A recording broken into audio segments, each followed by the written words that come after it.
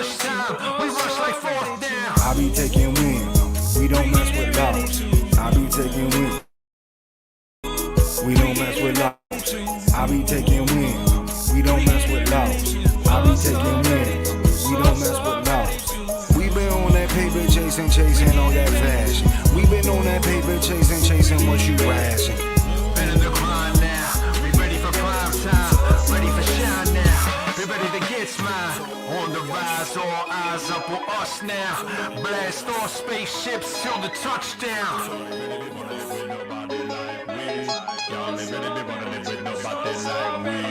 Energy level on high, put that trouble on fire. Double it down, I'ma spit it around. Click, clack, boom, we the best in town. Energy level on high, put that trouble on fire. Double it down, I'ma spit it around. Click, clack, boom, we the best in town.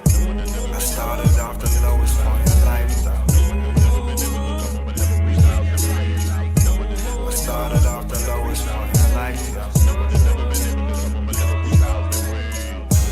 I started off the lowest point in life, though. I started off the lowest point in life, though. I started off the lowest point in life, though.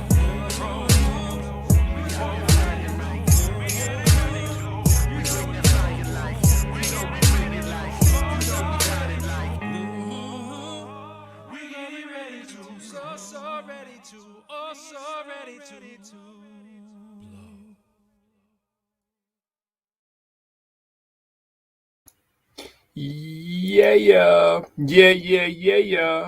Trying to get my sources that I send this show out to all, making sure they're broadcasting and reading comments and seeing what's coming through and not coming through, because this sometimes can happen on the ProQuo Show, as you may know. So bear with me for 1 sec. I'm just checking out where we can read our posts. So we can read our posts right now if you're watching on YouTube, Twitch, Facebook pages, not Facebook profiles, which right now you can read the comments on the profile, but can't post. We're gonna have to fix that.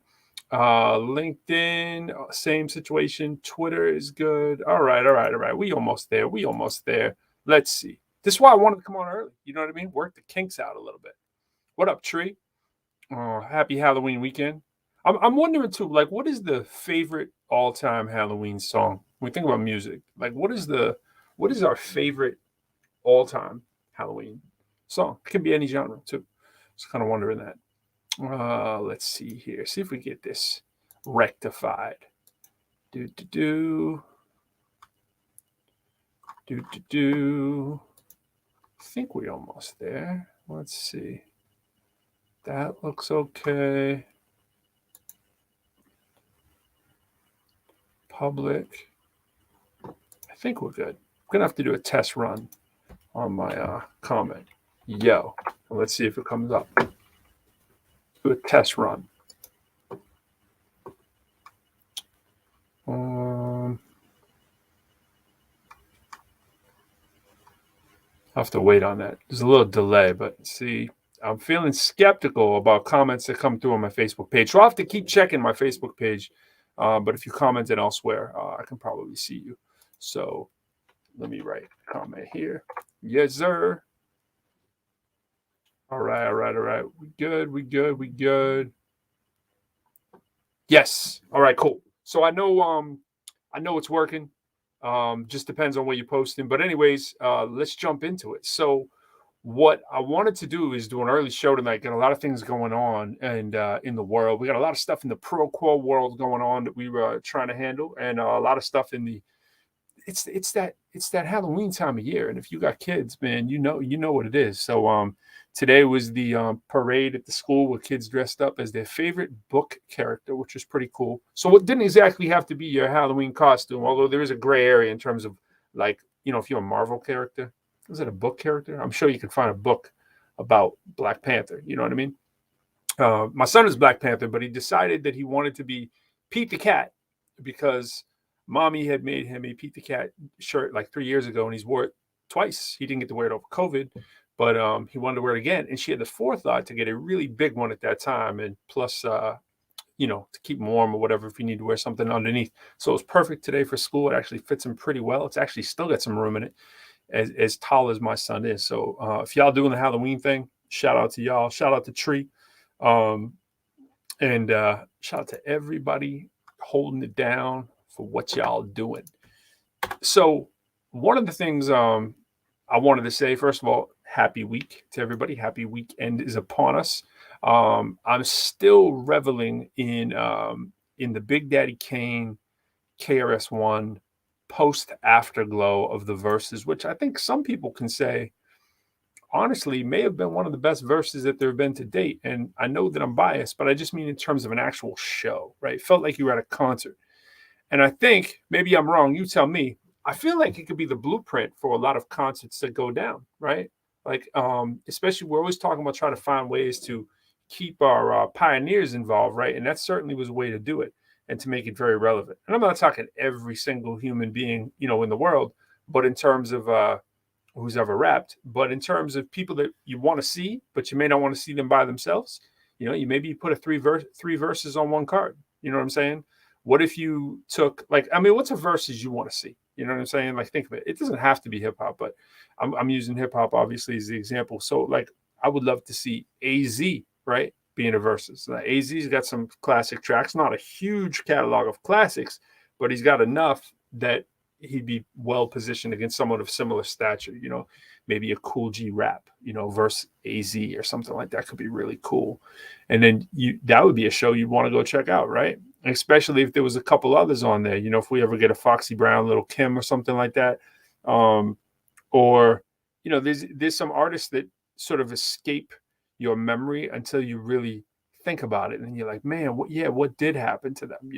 Imagine Run DMC, their catalog. I know it would be hard to do a verses with them, right? But imagine, they could do it, sort of. I don't know what the voice situation is, but imagine their catalog. Like, who would Run DMC go up against? You know what I'm saying? Like, think about that for a sec. The Roots. I don't even know. And they're two different eras, but someone I know that I'd want to see Ice Cube in a verses. I think that'd be crazy, right? I don't know if he'd ever do one, but he's enterprising enough. Maybe he'd do one. But imagine that bill. You know what I'm saying? Imagine Ice Cube, and who would Ice Cube go against? He's arguably one of the greatest artists of all time in terms of everything he's accomplished, and the fact that he's managed to stay relevant for so long. So it's like Ice Cube and, who would it be? Snoop? You know what I'm saying? I think Snoop would win that in terms of hits, but it'd be crazy. And, maybe it'd be Fly versus Pro. Maybe. Hey, speaking of which, I'd probably definitely lose that. I don't know, man. I think you'd have the more upbeat catalog, is what I think. Because from what I've heard of my sampling of Fly, is definitely you'd be if people want to feel some good music. I think they might be rocking with Fly. If they want to just get into some classic hip hop and some lyrics, maybe I have a shot. But it'd be entertaining anyways. You know what I'm saying? That's the gist of it, isn't it, huh? Just if we can get the people a good show, that's all that matters. That's it. That's all that matters. There are excuses for good show. Yo, speaking of great show, giving a great show, look at that mic behind you, man. You got a mic stand just randomly behind you. That's crazy, man. Bro, putting in work, man. Does that mean you were doing some work? Yeah. Is that an SM58 I see over there? Looks like you were working on a live show. Or were you doing a video? Yeah. Both.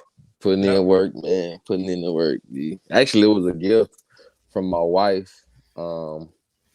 She heard me complaining, and she's just, like we always talk about, she's just so involved. That is a great gift, by the way. It's spectacular, bro. Yeah. And I'm this type of person that, you ever been complexly simple? No. Tell me about that. That's me, man. Like, I don't know what that means. I'm real. It don't take a lot to make me happy, but it takes a lot to impress me. And so is that complexly simple? Yeah, it's kind of like I don't really require a lot. So like even when it comes to like gifts, like I really don't have to ever receive a gift I'm the same way, bro. from I'm the anyone. same way. I know, that's why I know you're gonna feel this. I know this for a fact. I know we're exactly the same when it comes to this. So if you're going to buy me something, I don't even care how much it costs. If you're going to buy me something, allow it to be something that I can actually use or something that I'm missing. You know what I mean? And yeah, so so when she buys gifts, she's like, yeah, man. I'm very appreciative by nature. If someone buys me anything, I'm like, oh my gosh, like thank you. You know what I'm saying? Like I'll find a way to incorporate it. But yeah, of course, it'd be nice to have things that really are in need, you know, as opposed to just something silly. You know what I'm saying? But yeah. I appreciate the thought. I mean, I'm like that with anything. And you know what's funny? I think we've talked about it too. I'm like that with food, man. I'm like, yo, like I'm not fussy. You know what I'm saying? I am not. Most people that I know are real heavy foodies. You know, they're real big. It's got to be a certain special.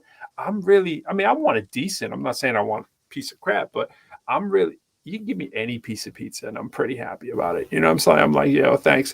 You know, if it's. I'm vegetarian. First of all, it's got a little seasoning on there. I'm happy for whatever you put in front of me. I'll pretty much eat it. You know what I'm saying? I feel that, especially coming from your perspective that especially when you started being vegetarian, the quality of food for vegetarians was you just had to eat what you can get. Yeah, it was like whatever's in the garden kind of Yeah. stuff. Yeah. Yeah. It wasn't It's there. gotten better though. It's It improved a sure lot. has. It's improved a lot as far as the conscious effort being put towards If you're in vegetarian Brooklyn, diets. the options are really good right now, right? You know what I'm saying? You can get some vegan on the corner, bro, just like popping out of buildings. You know what I mean? You know what I'm saying? Yes, indeed, For man. Like better or for worse. every other corner, wasn't it? Like every corner. Every corner, man. Every corner. Telling you, It was man, like a all kind of movie. eclectic stuff, man, going on in It was Brooklyn. like the gentrification was like a movie. It was like Spike So, Lee knew what was going down years ahead of time, and he was like, like, what was the name of that spot, man? We were at, man. We were just like they had the live band, the oh stage, man. but there was like a gypsy lady sitting in the corner. I have to look through the pictures. I think I It got was that. weird. It was weird. It Yeah, I was have to look through oddly the weird. We'll have to show people some pictures of some of these spots that we hit up, man. Some of these random spots. And I'm telling you, we still should have hit that show, man. The show with like 12 people. That would have been, I'm telling you. That was Hey, you know what though? We probably been talking about that for the rest of our life. Oh, probably, man. Probably. I mean, that other club was one weird way or the enough other. too. Yeah.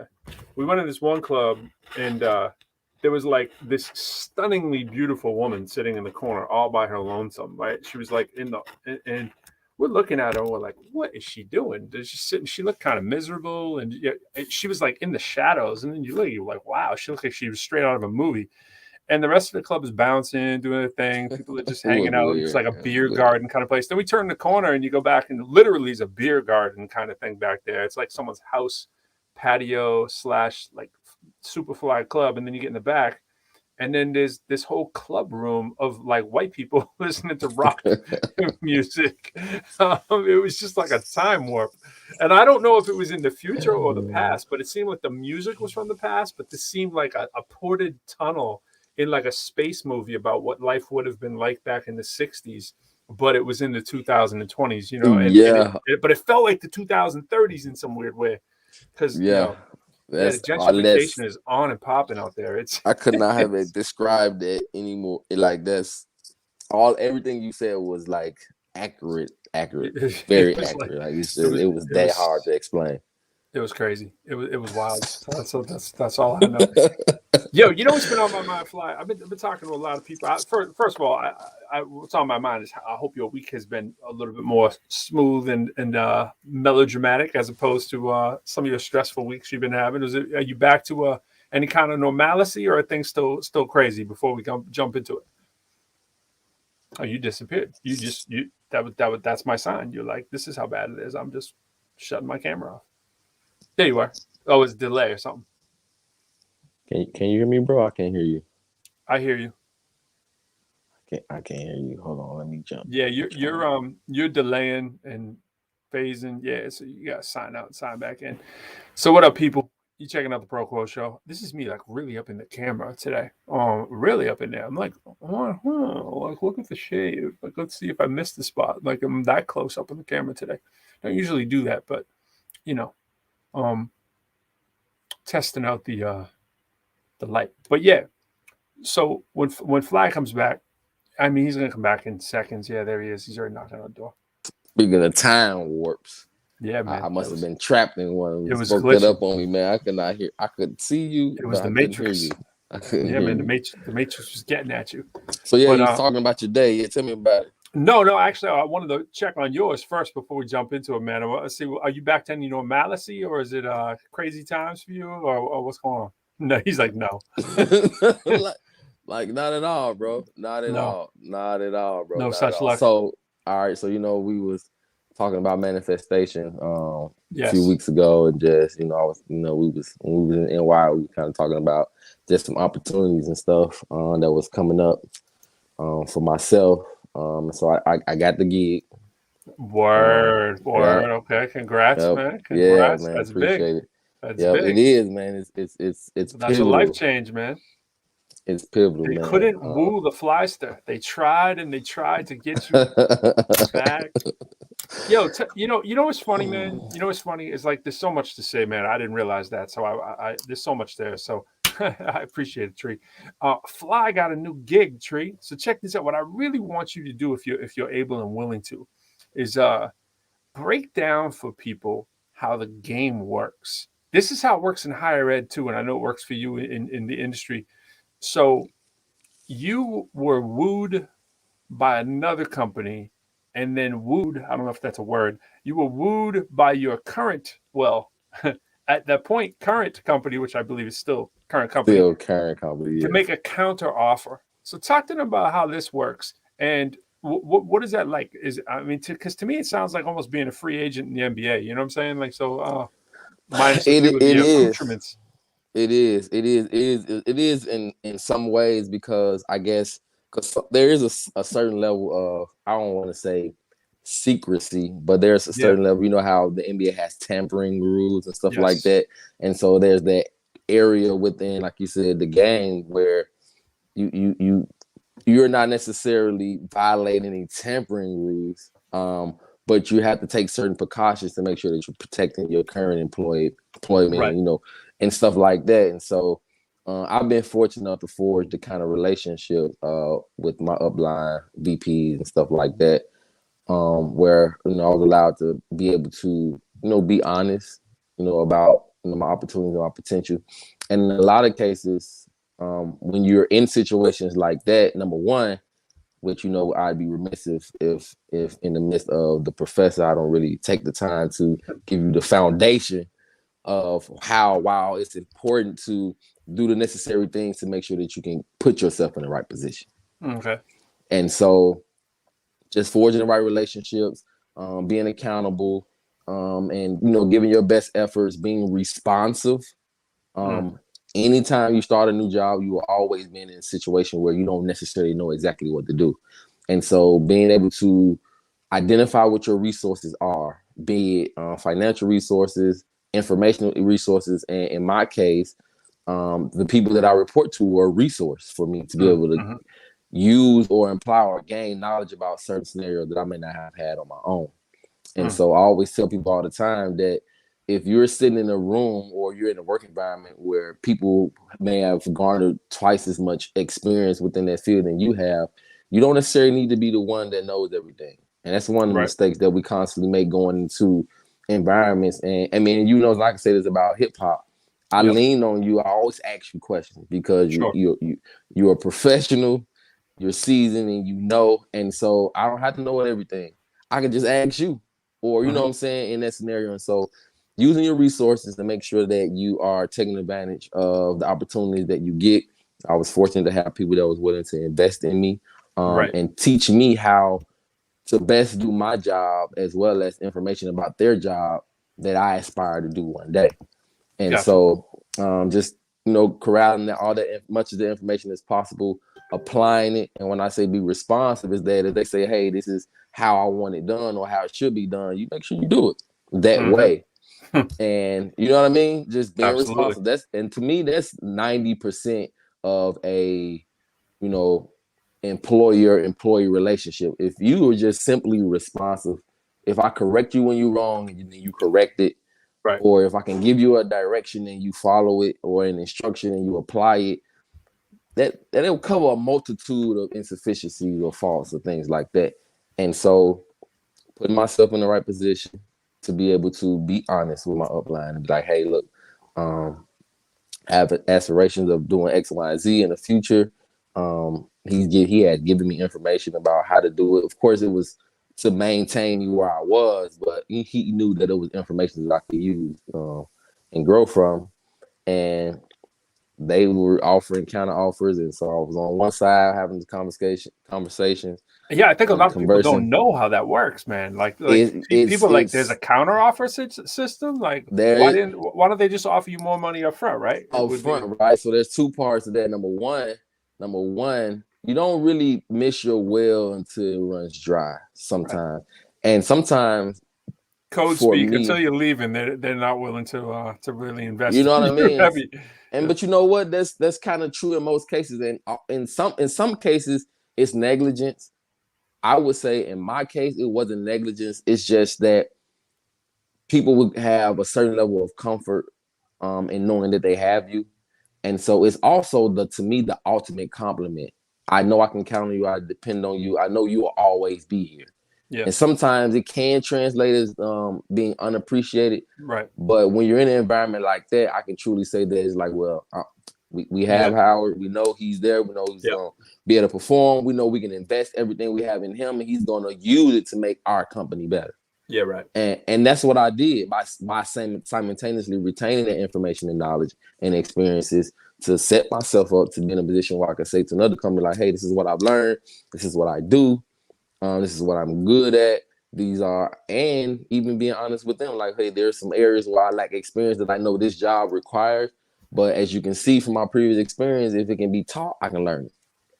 So after having gone through, I mean, okay, so you accepted the new offer, which is dope. So was there any scenario which this counter offer was going to move the needle for you, or was it just like, was it not enough? Like, how does that go? I know you can't say everything, but I mean, in general terms, was it like, did you have a number in your head that if they were able to say, yeah, okay. So it just wasn't.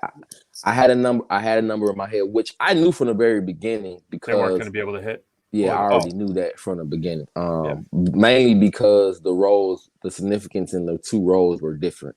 Yep. And so the new role was definitely a step up. So I knew that the pay scale was going to be different anyway. Yeah. There was no way they were going to be. They would have had to pay me what my boss was making in order to keep me in comparison to what the new job was going to offer me. So I knew that they couldn't make that. The thing that was really keeping me there, like we talked about, was just the flexibility. I absolutely love, what I do every day. I still do. Like, I have zero complaints about my current employer and my except it's just not the opportunity that this next one actually seems to be. And so it was just one of those situations, man, where it just kind of worked out.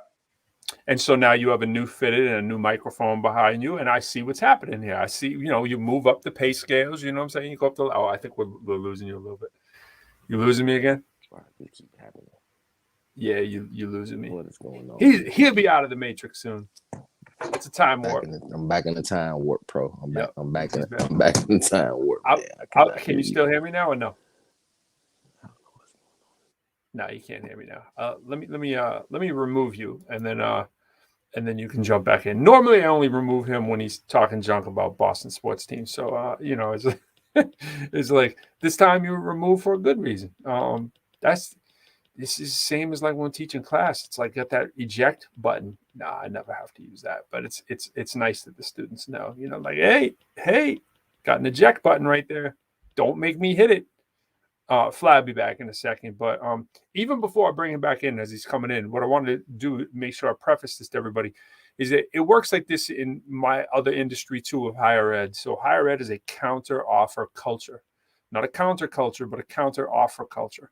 So the only way to actually get your worth is to actually have another offer on the table in many cases. Unless a position opens in the company that's different and has a different pay structure, it's very hard in certain industries, such as the one Fly's telling you about and the one I'm telling you about, to move up in terms of pay and, maybe some sort of benefits or, sort of intangibles without knowing that you're wanted elsewhere. And what happens in higher ed is it's a known secret. It's like, look, if that makes sense, right? A known secret. It's a known secret of the people who've been in long enough, but they're not really telling everybody this either. So if you're newer and you don't really know that's how it works, unless you have an offer out there on the table, there's no way they're increasing your pay. And then they'll throw money at you when they have to, because it's very costly to go hire somebody else, but they don't do it proactively. So higher ed has never been known to be a very proactive industry. It's very reactive. But what Fly's telling us is good for people to know in the job force out there, that it is a lot like having an agent. You'll see agents, they want that other offer from another team to drive up the bidding war of their players. And it's very similar in the workplace, just with smaller denominations. Right, Fly?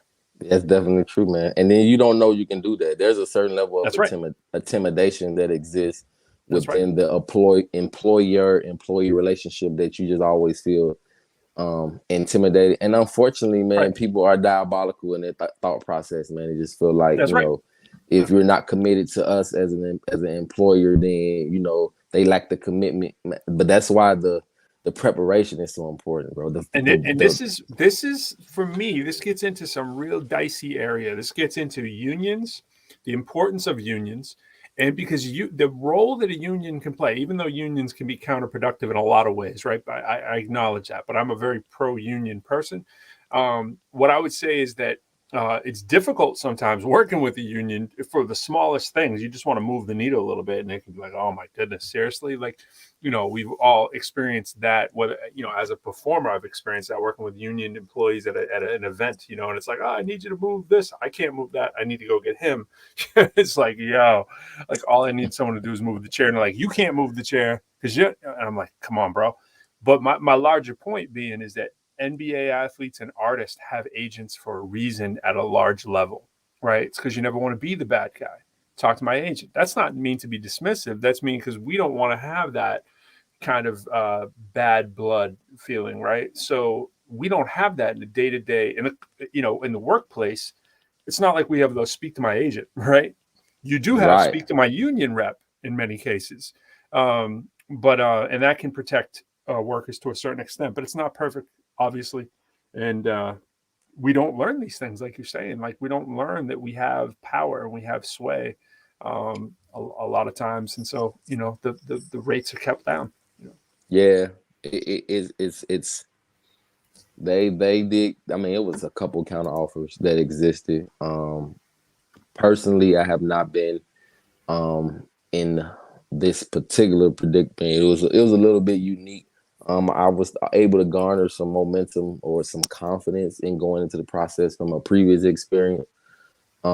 Just always putting yourself in a position of leverage by knowing that you were doing your current job well, and being able to convey to the next employer that, listen, I could be the person that you need me to be. You know, hence my experience. And as you begin to garner more and more experience in your perspective industry, I mean, that says a lot. It says a lot about, you know, you as a person, your character. There are people, and I can tell you this, there are people that exist for long periods of time in certain environments that aren't necessarily great at what they do. But I can promise you that there are identifiers that will show you that person is just one of those people that just been kind of around. And then those people that thrive, there are identifiers. There are ways of identifying who they are. For the most part, I can sit down with an interview. I've hired probably 500 to 1,000 people in my career. What? I can tell you within 5 to 10 minutes that, yeah, this person is not exactly what I'm looking. They're missing some very fundamental pieces. You know it that quickly after a while, right? Right after a while, you can tell. You can just tell. And so the same, man, the situation was unique. And it was hard, man. I actually needed the employers to make it easier for me, because the flexibility that I have, the love that I have for my current employer, including the people that I work closely with, are very family oriented when it comes to the culture that we have as a leadership group. And like I said, they all were invested in. We all helped each other and worked together. They all were much more experienced within the industry than I was. I'm talking about a group of people that's been doing it over 20 years. I came out of the restaurant into the healthcare food service industry with no experience in healthcare, and it's different. It's not the same. Right. And so there's a lot of variables, a lot of things that you have to learn. It's almost completely different because of the healthcare aspect of it. And so there's 5-hour tests that you have to take that has nothing to do with food. Yeah. You know what I'm saying? Just all of that, those components that they were, a lot more versed and comfortable with. And so it was a blessing, man, just to be able to be in a position. I did not want to give up my flexibility, man. I knew that whatever I needed to do with my family or my alter ego when I'm trying to do music, if I need to, be all to fly to New York or whatever, it matters. It matters a lot. It matters a lot, bro. It matters a whole lot. And so, but at the end of the day, I feel like accepting the new offer was the best move for me long term.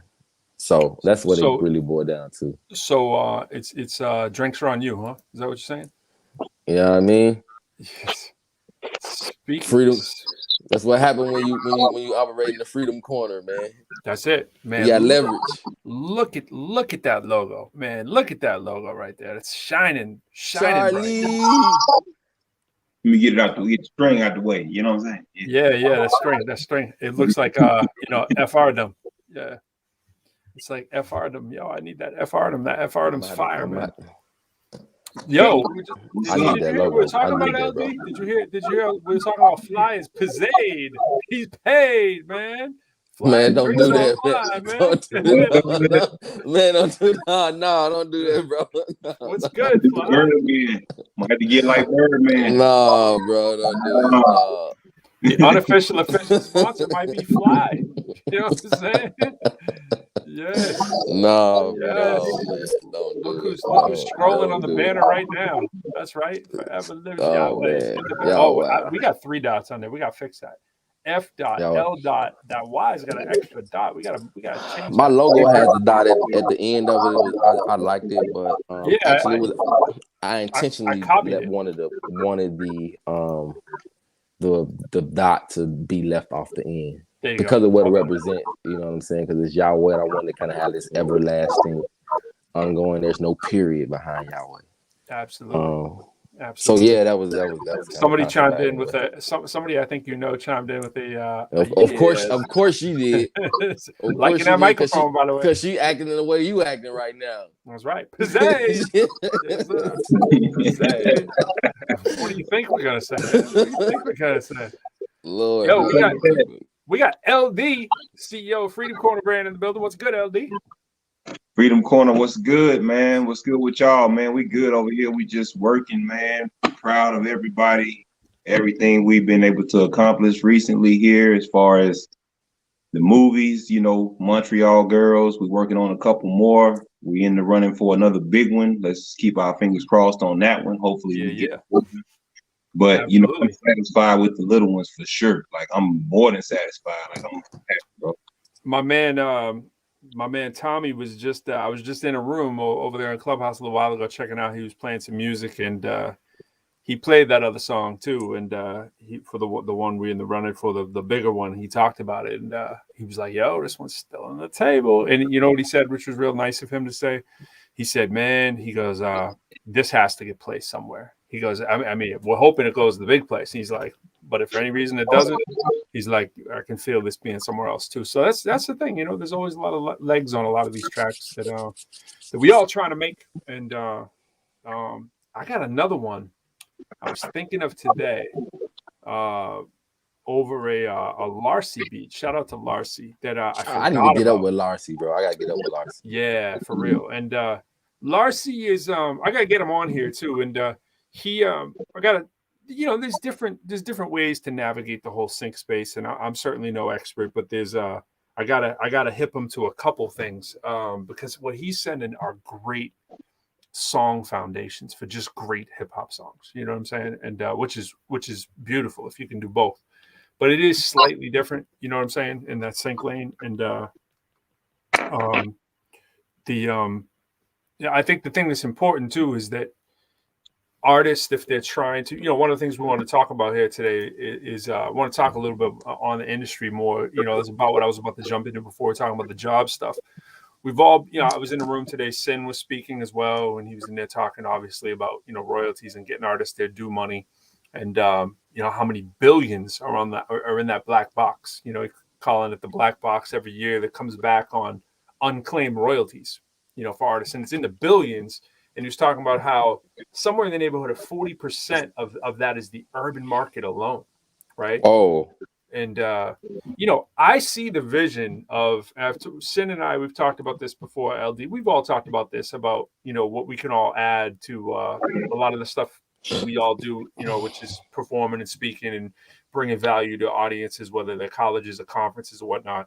But Sin is what's unique about Sin is that he speaks from a place of concern, not as like, oh, look what I know. You know what I mean? And you hear that so often. We're all guilty of it. Sometimes, we get put on a pedestal sometimes because of, what you're doing, the music or whatever it is.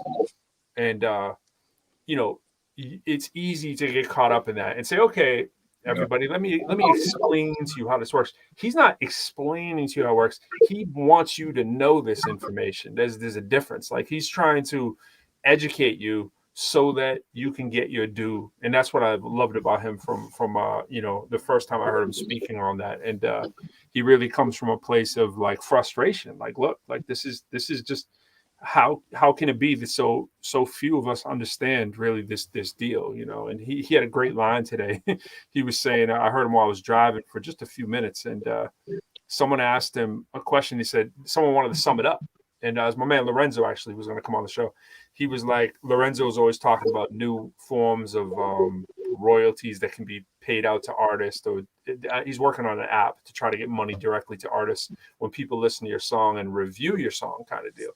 And so he said to Sin, he's like, all right, well, whatever. He wanted him to quickly list out all the things. And Sin was like, if it was that easy, this wouldn't be a problem. He's like, this isn't something you can just kind of spat off the top of your head in 5 seconds in a soundbite. Like, it's deep, like, speaking on copyrights and publishing and performance right organizations. And the sync is just a whole nother side of that. And it's to me, it's like when you find out, I say this, it feels like when you get verified that something you believed all along was true, and that you want to tell as many people as it is. And that's what I feel like Sin does. It's like he got in the industry, figured it out. He's like, yo, I knew there was this big box of money somewhere that artists weren't getting, right? And it's the same way on the sync side. For me, it's always felt the same way, because I came in wanting to get into all these social medias and really get in and really do shows like this and talk to people about it. Like, there's a pile of money out there. When you walk through New York City, like we were doing a few weeks ago, I'm hearing a lot of feedback in my head from somebody's speakers. I don't know which of you guys it is, or maybe it's just my own system, but something, I don't know if you guys are hearing that, but it's coming back on me real heavy. Cool, because it's not on my mic, I know that, but it's weird. But anyways, just figured I'll let y'all know. But when you walk through like New York City or even Boston or DC, you feel the money, right? You're like, yo, the money that's out here is stupid. And just to get my little slice, to get my little 500,000, or get my, whatever your number is that you want to have, the money is free flowing. I mean, even in a time of COVID, it's like money is all around. Money's not the problem.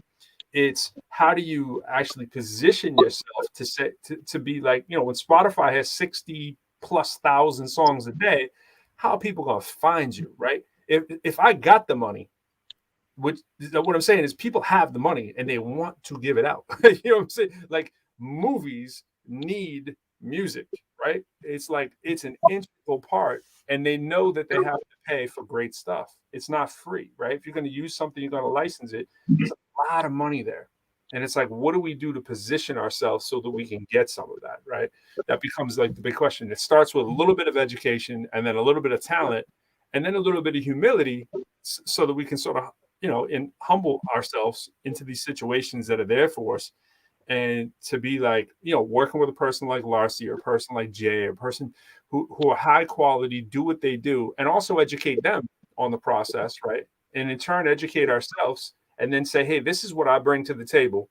This is what I can do. And then you find a person a la like a Tommy or whoever the people are out there, like whoever the people are that are helping you deal with sort of the other side, to navigate those opportunities and put you in the right positions to succeed. And then how do we go back and give that information to more people so that it's not just us doing it?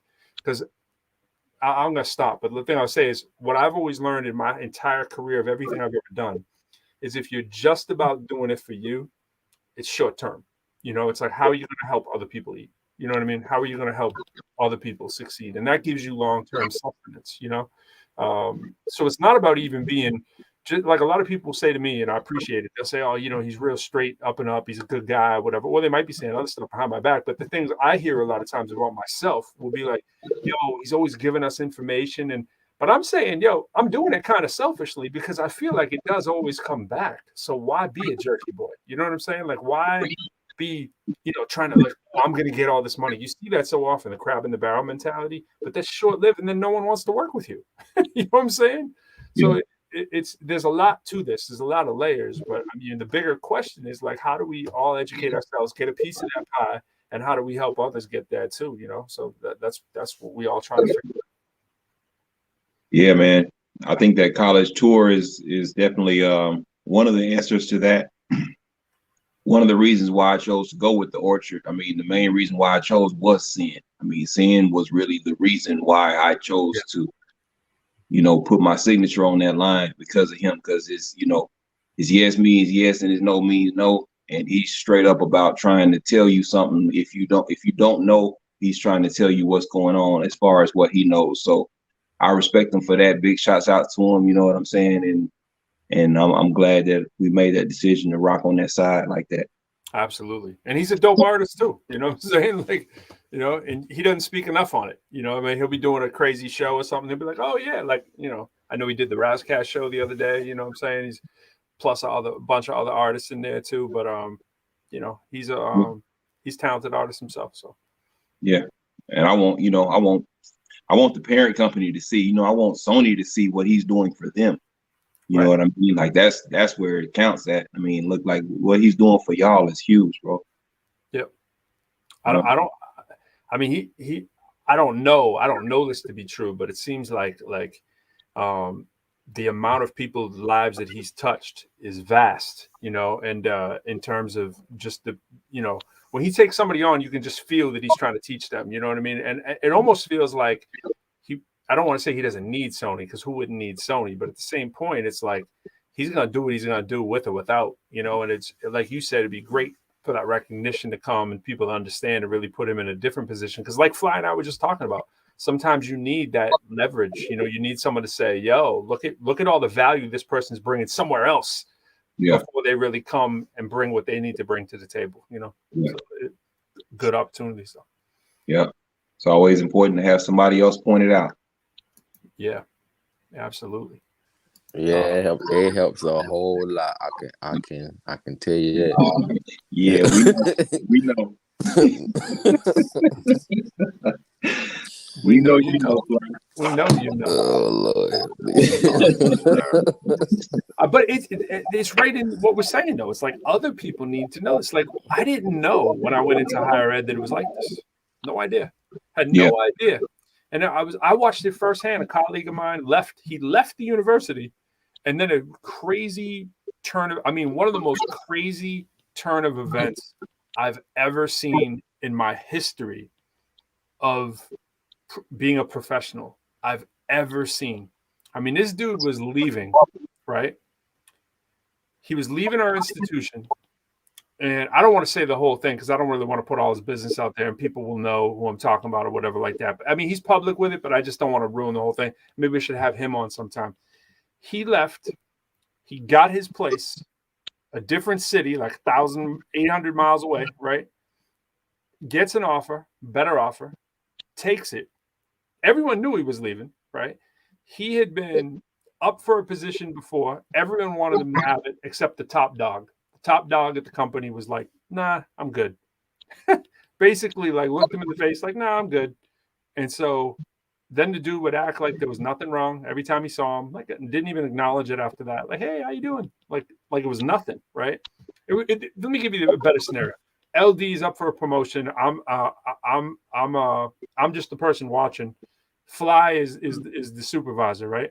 And I'm like, yo, LD's the man. And I got a million other people behind me that says LD's the man. And everyone says LD's the man, right?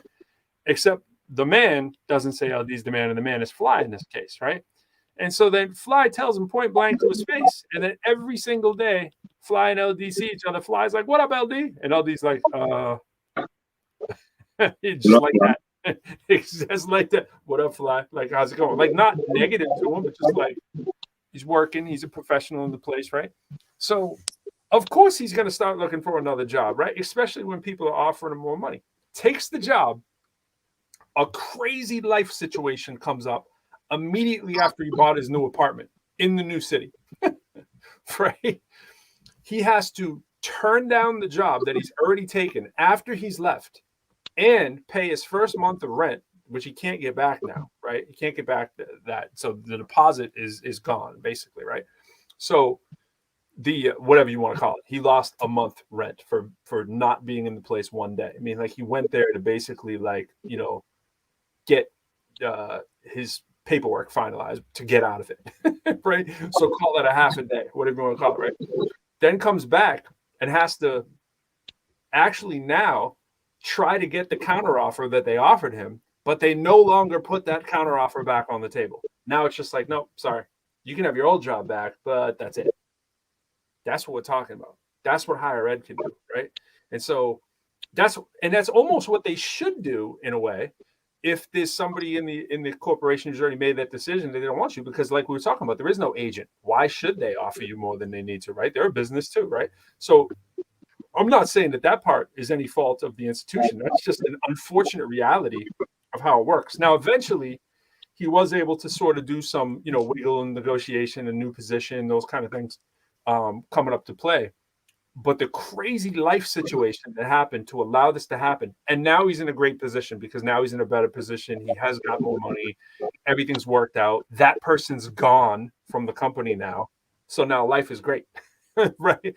And he never really wanted to leave in the first place. And now he has the rightful position that he should have, that he's always should have had, you know.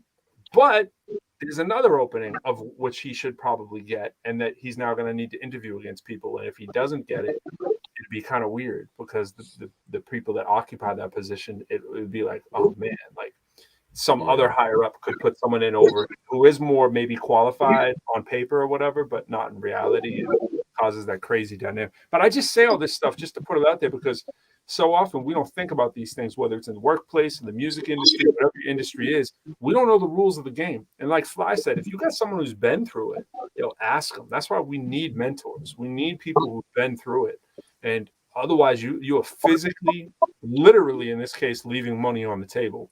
And that's the whole thing with sin. It all ties in. It's like, he's trying to tell you from experience. There is a pot of money that is literally on the table, but it ain't on your table. It's on the record exec's table until someone goes and claims it. Just because you didn't do your paperwork correctly, you didn't do your splits right, or you didn't even do your copyrights. I mean, there's two sides to it, right? There's the performance right organization stuff, and there's the copyright side, and that's really not everything either. I mean, that's just the beginning basics that I would say 90% of the people don't even have done, let alone have it done correctly. You know.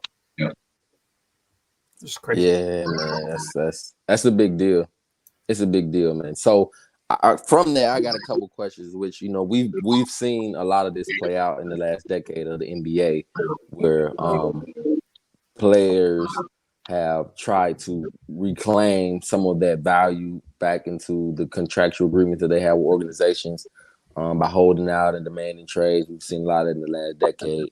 So in your honest opinion, who do you feel like the employee or the person in the midst of the contract deserves more leverage? Because I feel that the balances has tipped way, way, way, way too high in the instance of, you know, the business, so to speak. They have too much leverage in some cases, which is like, to LD's credit, you know, reason why, you know, we value Freedom Corner the way we do is because, you know, it represents or embodies the opportunity to be able to have, you know, your value appreciated, you know what I'm saying, as an individual.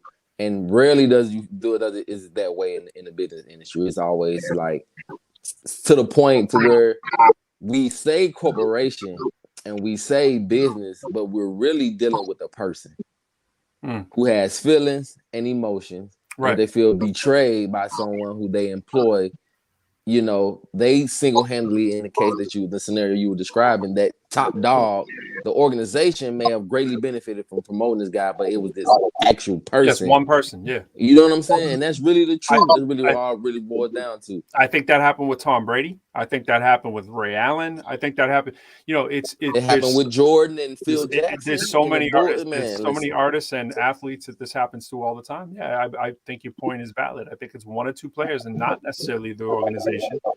It's someone huge in that organization usually, and you know, Bill Belichick could have easily been the person to, you know, which most people would say it was, right, that sort of pushed Brady out.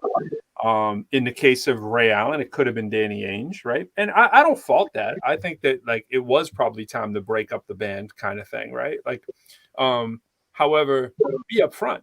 You know what I'm saying? Just be upfront and say, yo, like this is what we're thinking, you know. And so, but they don't want to give any leverage to the human. Once the human knows that, then it's like, you know, now they have it becomes dollars and cents. So there's the promotion of family and loyalty, which are the words that you always hear, right? You hear family. And what's funny is we get the artist and we get the athlete to espouse loyalty on our own. It's never worth it for us to be loyal to an organization or a sporting organization or whatever, because it's never paid back. That loyalty is not a two-way street. You see, they decide they done with you, they done with you. You have an injury, boom. Look at IT, right? Like, dude's injured, he was looking for that Brinks truck. See ya, you know what I'm saying? And he's still sitting at home at the sidelines, you know, doing whatever, you know what I'm saying, as a result. And so it's like, yo, there's no love lost. It's like, I never agree with the I'm never gonna side on the corporation side in terms of feeling bad for them, right? Because knowing, I don't care how big the player salaries get, it is a business, and the player salaries are that way because those business owners can afford it, right? And it's because it's what they need to pay out to keep making the insane returns that they're making on sporting teams. It used to be that these sporting teams were just a hobby, or at least that's what they would tell you. Oh, it's just a hobby. It's just icing on the cake. This is just a little deal on the side. Yeah, and not no more. Not no more. And also, too, I mean, speaking of this, I don't know if you heard this story. I'm going to share it with you guys in a second. Kobe, from the grave, taking care of his family. Kobe Bryant, body armor investment on pace to crush NBA earnings. I don't know if you saw this right here, but check this part out. He put $6 million into part of the company, or all the company, it sounds like they put into body armor, right? Into body armor. In 2014, he purchased for $6 million. It's now estimated to be worth $800 million, which is a 13,233% gain. Now Kobe's near $1 billion investment in body armor totals more than 2.5 times the NBA earnings Bryant accumulated over a prestigious 20-year career with the Lakers. Yes. Yeah. Body armor is estimated around $8 billion valuation. And you know, that's where it's at, bro. That is definitely where it's at. That's where it's at, bro. You need one good move, and that's gonna pay for a long time. It looks like good move, man. And two things I'll say about business is if you can come into a room where you're meeting about whatever the case may be. If it's about your project, you're coming into a meeting with Sony or the Orchard or Family and Friends or Freedom Corner, no matter who it is. If you can come in and you have a vested interest in whatever they're pursuing, like whatever the overall big picture is, if you come in with ownership from the jump, it doesn't matter how much, it says a lot. And number two, in business, if people will realize that you're not necessarily dealing with people, but you're dealing with personalities. And if you can get in front of that and understand that you're dealing with personalities first, you can get way ahead of the problem before it becomes, like what you were referencing before. That's huge, man. Yeah, it's insane. I mean, the reason I really wanted to share the Kobe thing is the subtle point that it made about, that's 2.5 times more, you know what I'm saying, than, the on the court earnings. And so here's the thing, like the money always sounds a lot to us, and it is a lot, right? But it's in percentages of what the owners are making, it's nothing. We're trained not to look at white people in suits. We're trained not to. We're trained not to look at them and think those are the criminals because they're white collar, right? And we're like, oh, they can't possibly be the criminals. Now, I'm not calling them all criminals, but I am saying that we are trained not to look at the subtle, dapper dude in the suit because, oh, they're just doing business. Well, they're doing business. In a lot of cases, they're cutthroat business people, or they wouldn't be where they are. And right. And we never complain about them. We always complain about, can you believe what Kobe Bryant's making, right? But then we'll applaud him when he makes a great investment, but we won't applaud him for getting that money. What's the first thing people say? You know what I'm saying? A lot of people being selfish. You ought to be just glad you athletes. can lace up your sneakers. Yeah, all that. Right. Yeah. Like we should do it for free. I just play ball for free because you can't play ball. Right. You're mad that somebody else is out there making millions off of it, but you ain't mad that someone's pimping him. It's the slave master and making billions. And we ain't even pointing to the slave master ever. We're just like, you know what I'm saying? It's like, oh, that's okay. And when you look at who the people are that own a lot of these NBA teams, these are not like your, they're Boy Scout, Girl Scouts kind of. No. Yeah, it's definitely not. That's not what's going on. Some of them own multiple, especially your individual owners. You have professional team that's owned by groups. Yeah. And then you have there's almost none of them that are individuals these days. Your Robert, and that narrative has changed a lot. You guys like your Robert Kraft, those guys that own teams, like wholeheartedly own these teams. Some of them have 2 or 3 other major sport teams. I think like the Falcons own like Arthur Blank. Think about people like that. They may own a hockey team and a MLB team and a basketball team or a football team, and there's some cross branding that you can't have. If you own a certain professional team, you can't own others. They do, right? But like I said, these aren't regular dudes, man. These dudes own like a Home Depot, like Arthur Blank on Home Depot. Started it, had a big bag from that, bought an NFL team. And these guys are making millions in other areas that had nothing to do with sport, and they're still making multi-million dollars as NBA owners or NFL owners. Like you said, nobody said anything about it. And we know that they're cutthroat because we know how business works. At some point, you have to completely ignore the humanity of a person's livelihood.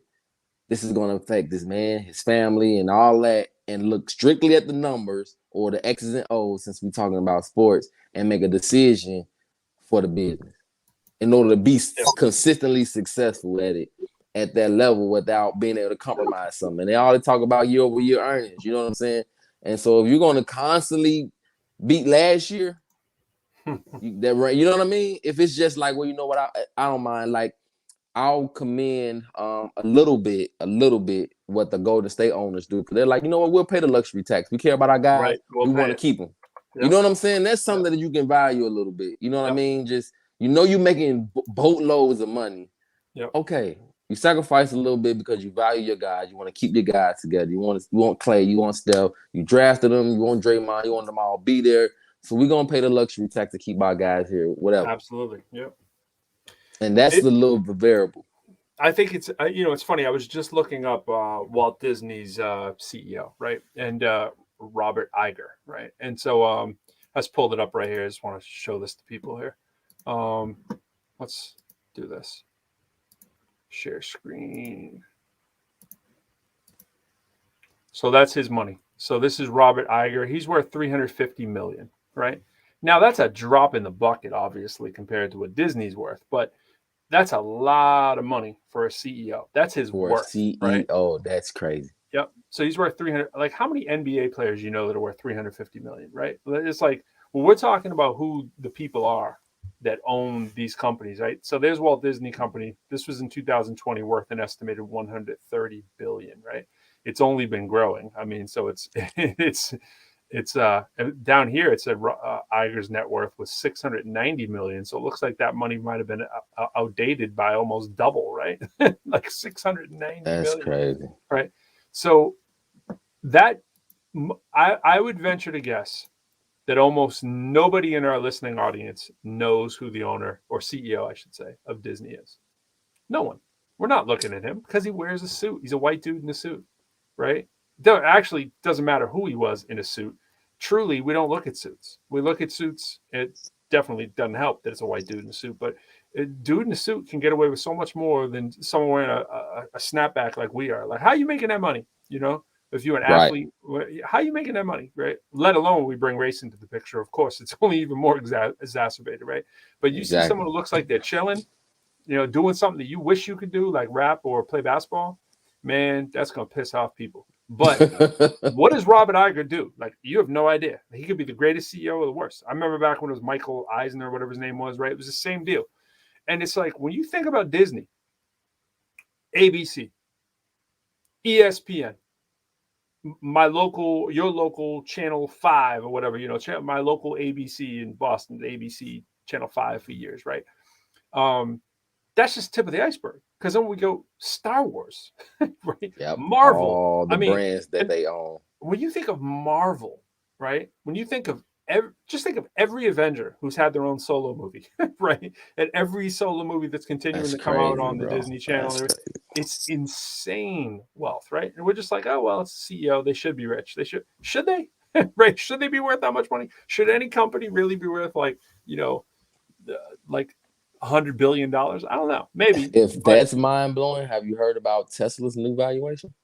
No, bro. Now valuation, I'd say. All right, well, we'll get into it. I was gonna say valuation might be a little bit different than when we start talking about what the CEOs are making. But definitely. Because valuation, it's not like you can really cash that check unless you were to sell out all the stocks and everything you own. But I got unless you sold all the stocks. But of course, for company owners like in Elon Musk's case, being uber rich, right, to even have $1 trillion valuation. Pun almost intended, because you had me thinking. I was like, did he invent Uber? And I was like, no, he didn't. You were just saying that. But he could have, because he invented a lot of stuff. He could have, man. He's been in a lot of stuff. But Hertz, which, you know, this is just going to be this is going to be a domino effect, right? Because, you know, Hertz is getting ready to order 100,000 electric vehicles. You know, you go to rental car places, you don't see electric cars. Right. And so, you know, that wave is coming. And so Hertz is going to order a bunch of cars from us, and, you know, Enterprise is following behind that. And all the other suitors are going to want electric vehicles. Right. And this one commitment from one rental car agency has pushed this man's company valuation to $1 trillion. Okay. You know what I mean? And I guarantee you, and to your point, aside from the last 10 years or so of us just constantly being on social media and the SpaceX projects and all that, the average person will walk past Elon Musk and not knowing he's the richest person in the world. Like you said, do you remember who it was? Was it Enterprise or Hertz that it was Hertz? It was Hertz. It was Hertz. Okay. So here's the funny part. A lot of you've probably heard me say, I don't know if you guys remember, I worked for Enterprise Rent-A-Car for 3 years. Yes. So you remember the story, taking the cars in New York, right? So I was a manager of Enterprise. What a lot of people don't realize is Enterprise is the biggest car company in the world. Excuse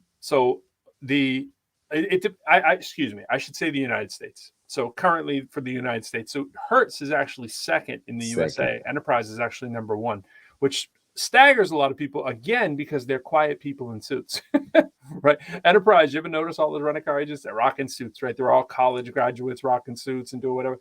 They are making money hand over fist. So they snuck in and do all that car replacement. When your car's at the body shop, you call Enterprise. When your car's at a car dealership, getting fixed for a tune-up or whatever, it's usually Enterprise that has those deals. They don't care as much about the retail glitzy stuff.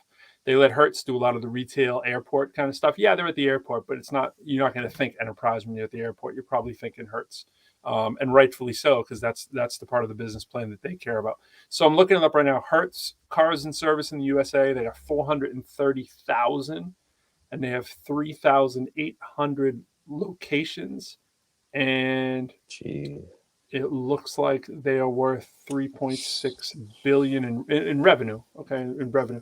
So Enterprise is 14,715 in millions. Wow. Okay, so $1 billion. They're 14. They got 1,100,000 cars in service. To Hertz is 430,000. And Enterprise has 6,000 locations in the United States that you usually don't see. And Hertz is what you think of with their 3,800 because they're in a lot of the more kind of bigger kind of places, but you're not seeing they're in the the body airports. shop. You see them in the Yeah. airports a lot. Right. And then Avis is right there, whatever, too. But and then another thing that people don't realize about Enterprise is Enterprise gobbled up a bunch of other cars too. They bought Alamo and they bought National, which used to be our competitors when I was there. They bought a auto group back in the day. They just bought a lot of stuff, and they started in like 1957 by the Jack and Andy Taylor. We all know the story of them if we worked for them, but they were little in the car dealership, and one thing led to another, and before you know it, those dudes were just trying to do like a replacement car in a dealership that they worked in, and they were like, it just caught on, and they were like, boom, they just became rich by accident almost, and a lot of hard work. But so how do we close that gap? I guess this is a kind of a question for both of you guys, because you mentioned, of course, we have an anti-monopoly law in the United States, right? Yeah. How do we close the loophole? Because for like you look at Zuckerberg with Facebook, of course they took over Instagram, and then they took over WhatsApp. You've seen something similar go on with with Google. They're gobbling up the smaller companies, right? YouTube. And so it's very much so like monopolizing. It's just the loophole, right? It's because they are not the only one allowed to provide the service. All this stuff is subtle. It's like Google took over a company, I think it was called AdSense. Yes. Or whatever. And that's how they make their money. They're not even. That's where really all their money is, company. right? When that happened, that changed the whole thing. When they got, I think that was the name of the company, AdSense, right? When they got that company, that's what they do. So in other words, what people don't realize about Google is, they make a lot of money being the browser and everybody advertising through Google, right? Obviously, that's what they do, right? But Google is also the site running the analytics on every other site. So it's Google that has that deal. Google won first rights to bid. In other words, it is an algorithm, and speed is everything in the algorithm for how fast you can actually react. Google sort of has a bias in place with set deals, a lot of them through Facebook, that allow them to become the bidder of sort of first refusal, meaning like they are the people who get your ad revenue through your website first. It is crazy stuff behind the scenes with Google Analytics and big data. GE is a huge player in the data analytics market as well. All their spin-off companies. I mean, you think about GE, right? It's like GE, Thomas Edison essentially is the founder of GE if you really follow the history. Thomas Edison invents a light bulb, whatever, and their company, the spin-off electric company that they start from that becomes General Electric. So it's like crazy. You think of Thomas Edison and a light bulb, how massive game changer that idea changed. It's like the internet, and it's what quantum is going to be, right? And so and I'm always excited. I'm always talking about quantum behind the scenes. It's what I do for most of my day, playing with quantum. But it's like the closest thing to magic in the universe, right? It's the thing that, no matter what side of the pendulum you're on, in terms of how you feel about it or not, it's going to be the thing that's going to change your world eventually. And it's already changing the world now. You just don't know it, right? Already. And it's kind of like the AdSense and the Google and all that stuff. This stuff happens every day, and we're just like, oh, there's another monstrous Google corporation. Google is monstrous, right? But most people do not understand, self included, and I'm pretty capable in tech and science and math and all that stuff, the analytics that are running behind the scenes that make Google the massive empire that it is. So Google's massive money, but it takes an earth-shattering, otherworldly person or invention or key dominance and ownership of a certain market to become these people. And what we do is we push this pipe dream for the average person that you too can be this person. And that's so dangerous because you can't. It's really rare. It's next to impossible. You're not going to become Mark Zuckerberg. It's just, you're not going to. And the thing is that it's going to happen. There is going to be a Mark Zuckerberg, but I can say you, meaning, all of us, like all billions of us on the earth, are not going to become that person. And what we do is we push that idea. It's like, oh, you too can go be the tech giant or whatever. Yeah, you can, but you need to have a million other things working. You are not going to be Elon Musk. You know what I mean? Elon Musk invented freaking PayPal. You know what I'm saying? It's like, there's not a crazy. when you think of Jeff Bezos, right? The reasons they are who they are is life-changing kind of right place, right time, but usually amazing skill, inheritance, fortune, like all these kind of crazy things that have been played. I mean, you're talking Thomas Edison with the light bulb to become GE, which, by the way, people think, oh, GE, that doesn't sound big. GE's NBC Universal, Comcast. All of that is connected. NBC Universal, Comcast, GE, Thomas Edison, dude. You know what I'm saying? That's what we're talking about. When you say breaking up those monopolies, if those weren't breaking up, those would all just be one name. It would just be, Light. The name of that company, The just like brand's Facebook broken trying to up, be but Meta, right? the monopoly's still in place. It's just It's that still in play. the brands are there. I mean, they even do it in my industry. They keep do the it everywhere. brand for the sake, but it's happening everywhere, and so it's creating this wealth gap. And I don't really care so much that this person's getting a bag. I just feel like it's enough for everybody.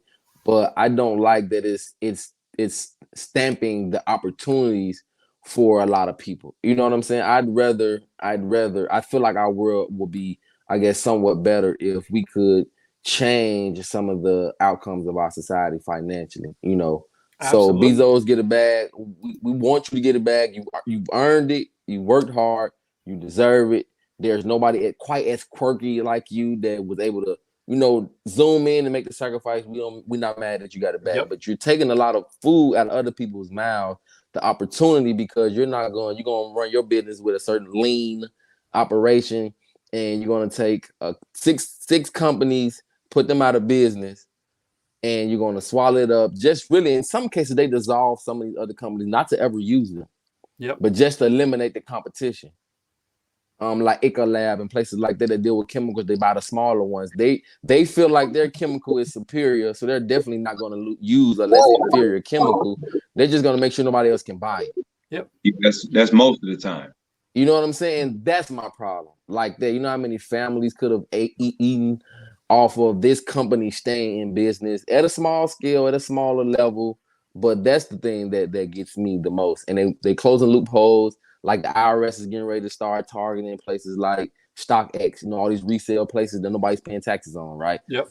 And unless you're making a lot of money doing it, but they're getting ready to change it where if you make $600 reselling sneakers, which at resale price, that can be one pair of shoes a year that you sell on StockX, and now you got to start paying taxes on it. So they're closing loopholes on stuff like that.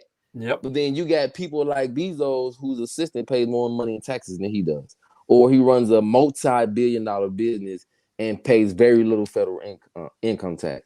It's crazy. That was Warren Buffett who famously came out and said that, right? Warren Buffett was out there with he's like, it's not fair that my assistant pays a lower tax rate than me, and it's like, it takes people that stupid rich sometimes to actually come out and say that stuff before the rest of us actually catch on. And this is what got me into mathematics when I was an economics student. This is the stuff that made me want to go in there. I've always been massively connected to, inequality has just always rattled my chain, and just seeing people, do nothing and make more, just because of dumb luck or even some like massive competitive advantage, but that gets exploited. And then when you watch how badly it gets exploited and how poor our antitrust laws are. So for years, it was a conservative agenda point. It was a conservative Republican agenda that anything that stopped regulation, they weren't about. And now it's somehow become, government regulation, right? So we twist those things because it's like Republicans for years didn't want any kind of laws that stopped on the books that were anything to do with people becoming richer and richer. So any kind of antitrust law, they'd say, well, that's making the government bigger. You're putting the government in there, right? We don't want the government to be that big. But the other side of the argument has always been, but we can put billions and billions into the military, right? That's no problem. Like conservatives would have no problem with that, right? But when you want to talk about, I will challenge anybody, anywhere, anytime to debate me on a public stage about wealth disparity. I would argue anybody that it is the biggest problem in the world that we face. It's responsible for when we say all the other things, when we talk about climate change, race relations, all this, any argument you want to put on the table, it stems from billionaire wealth. humans being billionaires, we don't have a concept and a grasp for what that means. When we talk about somebody with $1 billion, they have 1,000 millions. And unless you've ever held 1,000 anythings, which, it's not often you hold 1,000 anythings because it's hard to hold, right? But hold 1,000 $1 bills and see what that looks like, right? And now imagine that each one of those $1 bills is $1 million. And think about how much wealth that is. But we're not just talking about, one of those billions. We talk about our top 5 billionaires. Who are they? Bill Gates, Bezos, your boy Elon Musk, Bezos, right? Yeah. And the other dude, the other Microsoft guy, Larry Ellison and Larry Page, right? Those are your big 5. That's the big 5. That's your big 5. That big 5 is worth over $1 trillion, right? Themselves. And when you try to, whatever the data is, we get confused by it because it changes all the time. And the graph is going like this. It's getting exponential. It's an exponential graph. It's going like this, right? And with the graph of billionaire wealth compared to the wealth of the rest of the Americans in the country, right? So 5 trillion is roughly the wealth of the entire country. When we look at GDP, total wealth. Yeah, it's 5 trillion, right? And over $1 trillion of that slice is those 5 people. Think about that for a second. That's crazy. Those 5 people are worth one of those 5 trillions. But the staggering part is that we always hear, that always loses everybody. We always hear about the bottom 50%, right? The bottom, they have more money than the entire bottom 50% of our entire country. Think about that. How many, and if you ask the average person on the street how many people there are in the country, they're nowhere near correct. You might have to go look it up on Google it. Just for now, just know that the number is over 300 million is all you need to know for rough math, right? And it's like, that means at minimum 150 million people. You can line up 150 million people. And those 5 people, those 5 people have more money than them. Oh, and man. This is the biggest problem that there is in the universe. And it's exacerbated here in this country. And there's a few other countries that have it, crazy, but there's, and it went up. It was 1.7 billion. It went up during the pandemic. Yep. The combined wealth of all these billionaires. Amazon. I probably sped up online shopping by probably 10 years. Absolutely. Yeah, the growth from that. That's kind of resembling of kind of the market share that Rockefeller had. Because the GDP was so much lower in the early 1900s. Yeah. He just had so much wealth. And so it was just, when I read about that when I was younger, I just never thought we'd see that again.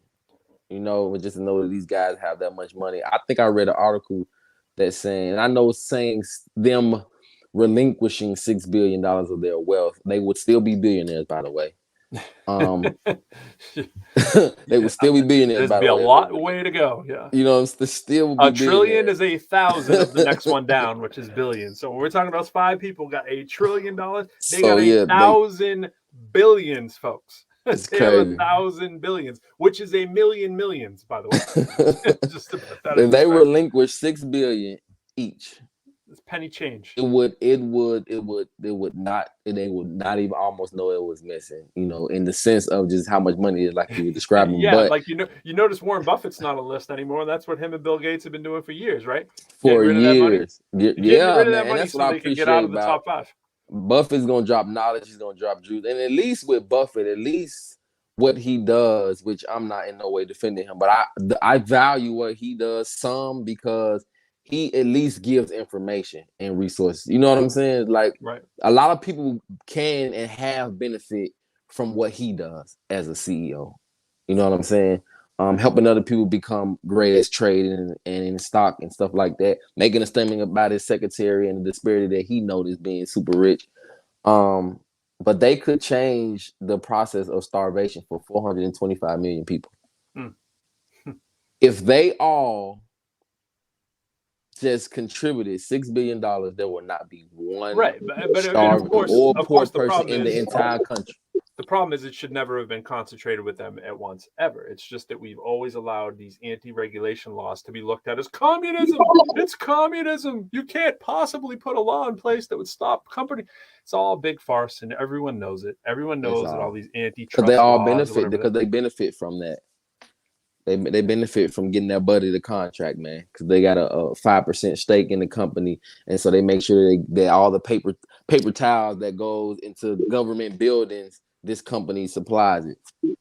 That's what they do, and it's like that back to the point we were making earlier today.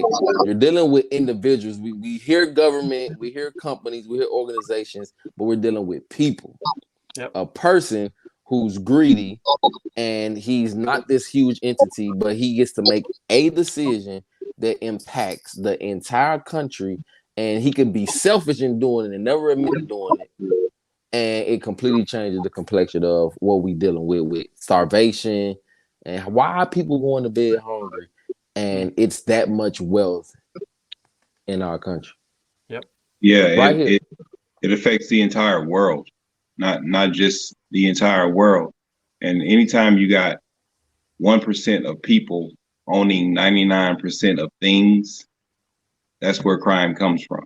Yes. And things is a big word, because it's the rich just don't have more money than everybody else. Their assets come from different things than you and I. The more lucrative, more asset sources you have, I mean, you can look at all that Federal Reserve distribution finance accounts, and you can see what things they actually own, right? So like America's top 1%, as an example, they hold more than half the national wealth that's in stocks and bonds, right? So when you think what that means, that's ownership of other things, that to use LD's word, it's the things they own, right? So most of the wealth that the Americans in the bottom 90%, this is what you got to think about, it comes from their home, right? So think about that. Their only reason they register a blip on the radar is because of the homes that they own. And the asset category that takes the biggest hit during the Great Recession was what? Right? The housing the market. Homes. Yes, Yep. Absolutely. So they hold 3/4 of the debt, meaning that bottom, that 90%, right? That in the bottom 90%, they hold 3/4 of the debt. Right? So, and who do they owe the debt to? The people who own all the stocks and all bonds. the things. So if you're not comfortable with a slave master mentality, the label on the relationship, then you're just not being truthful, or you haven't opened the eyes enough to really see what it is that's going on, And the racial wealth divide has grown huge over the last 3 decades, and we still don't talk about it. We'll give window treatment or window dressing to, a couple other stats, and we'll try to find some that look nice. And if you look back in 1983 to 85, it was kind of even. It was like, in terms of the racial wealth divide, it really wasn't that. I don't mean even. It wasn't even, but I mean in terms of when you were holding things comparative for where people were starting at, right? And then you look at how it's exacerbated to up from 83 to 2016. It goes like this when we're talking about the racial divide between all other races and just white people. It's like white people like way up here, right? Even though there's a ton of white people on welfare and so forth, but in terms of the actual wealth owned, and when we looked at like median wealth by race, it just started exacerbating for white people. So it's the same for Black and Latino, and I mean you can go on and on and on about. It's crazy. Things. It's the truth, though. It's the truth, man. And people are like, "Oh, we can't have reparations." No, but we found money in the reparation budget for everybody at the border, real quick. That's right? Man, listen. You know the amount of money they're discussing about giving to displaced, $500,000. I didn't hear you say it again. Did you hear about the and it could be fake news, but there's a story out there circulating about the possibility of giving $500,000 to issues that happened at the border. Oh no, that's what I was referring to. That's not fake news. That's actually happening. Yeah, I mean isn't that crazy, man? You know how, and I'm not. And listen, I'm not the Black guy that feels like y'all owe us. I'm just like, you know what? I'm gonna do what I have to do. I'm gonna earn my way. I don't want nothing free. But when you hear stuff like that, it's so frustrating to know that. I actually get a little frustrated when I hear what you said, because everybody should be pissed. Everybody should be like, reparations should be a absolute 100% slam dunk that should have happened 50 years ago. 50 How years we ago. cannot Easy. sit in a room and say reparations clearly should have happened, and the fact that they haven't, you would think that if you are a white person who's typically against reparations, right, that you could have some sense talked into you and be like, look, everything that you've ever accomplished is going to be tainted for your entire life until you level the playing field. You're still getting over on slavery. You are. There's no way to. I don't see how people can say, because everyone, what they want to do is they want to go, my life sucks, I'm not privileged. Fine, okay. Comparatively to what you're doing is you're seeing the white people like Mark Zuckerberg and you're going, how come I'm not rich like him? Right? That's the argument. That's what happens to most white people. They get in these conversations and they're like, but I'm not privileged. I had to work hard for it. Yeah, but you had a million other opportunities along the way just by basis of looking the way that you look. I mean, just you can't admit that there's a serious issue. And so if you don't want to hear anybody quote unquote crying about it anymore, then you should be for this fake money that you don't even have to do anything about, right? Because it's getting issued all the time. It's going to get issued to pay, like you said, $483,000 a family that had a child separate. And by the way, I'm all for it. If you had your kids ripped it, if someone took my kid, you'd be damn straight. I bet I want $483,000. There's nothing worse you can do to any human in this day and age besides kill them or you know what I'm saying, or maim them and take away your kid. Imagine someone taking your baby away. I'd be like, come on, bro. Like, I mean, but I know where you're going. I get it. It's like we could pay that money out right now. All of a sudden, bang, snap the wrist. But it's been hundreds of years, and we ain't paid anybody that has melanin in their skin from this country. It's crazy. Yeah, man. And then they came up. What was that last year? That there's still, verbiage in the Constitution that says slavery is abolished except. You know what I'm saying? You commit a crime. Like it's these type of stuff still exists in our Constitution. Unless you sold weed in the hood. You know what I'm saying? That technically still makes slavery legal according to the verbiage of enslaving people. And to think that when the Vietnamese people were being attacked, the Asian community that was shooting up the nail shots, and they came with this development of making these anti-Asian laws, and there's still nothing that says that you can't just shoot black people. Yeah, you know what I'm saying? It's just like after knowing what the culture has been through as a whole, listen, man. Frustration is not even the right so word. long, nothing's been done. Everyone's like, well, that's just the way it is. But hey, look, there's people over here. We need to give some money. No problem. No problem. Yeah. Just pulling rabbits out the hat. Yep.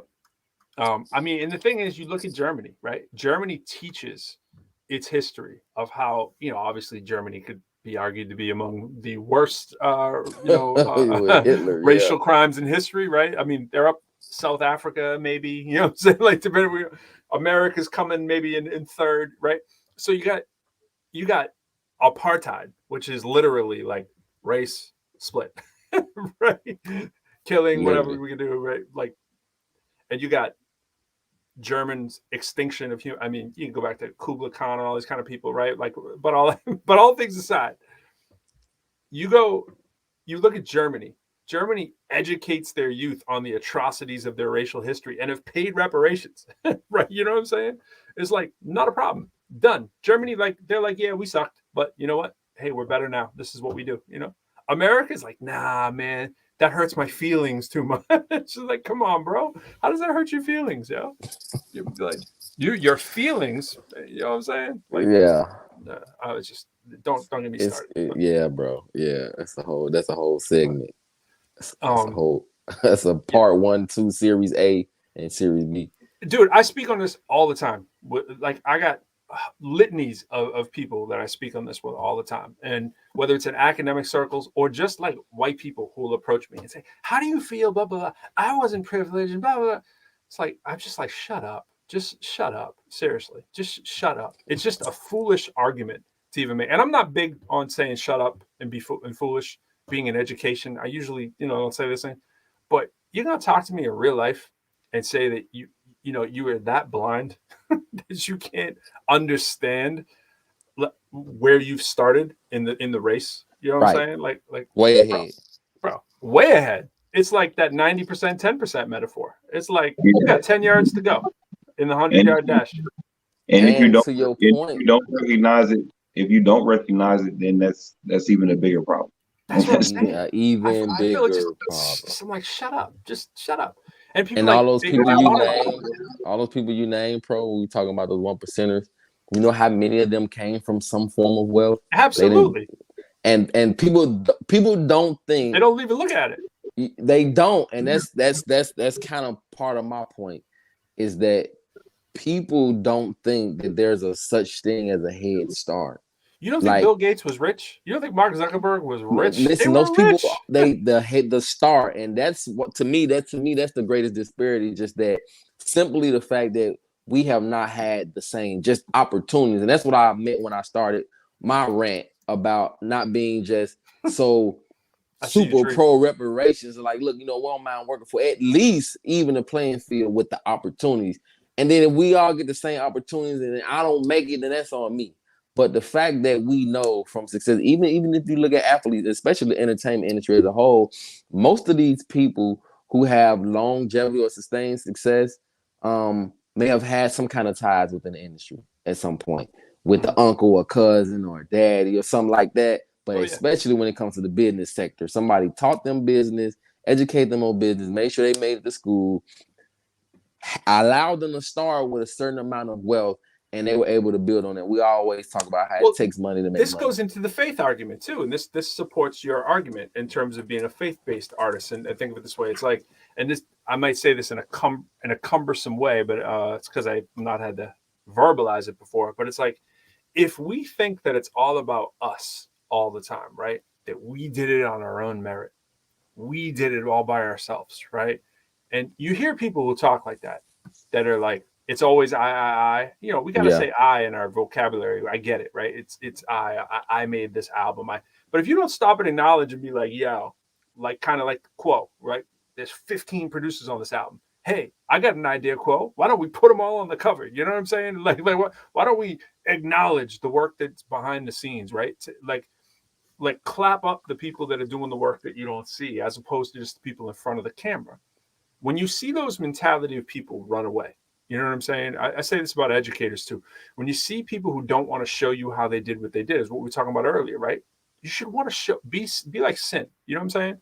Be like, not that Sin, but be like Sin Crawford. You know what I'm saying? If people don't want to tell you how they did something, those are people to not be around. And the thing is why I bring up the faith argument, because it's like, look, faith will try to teach the same thing, and most major faiths will say the same thing, right?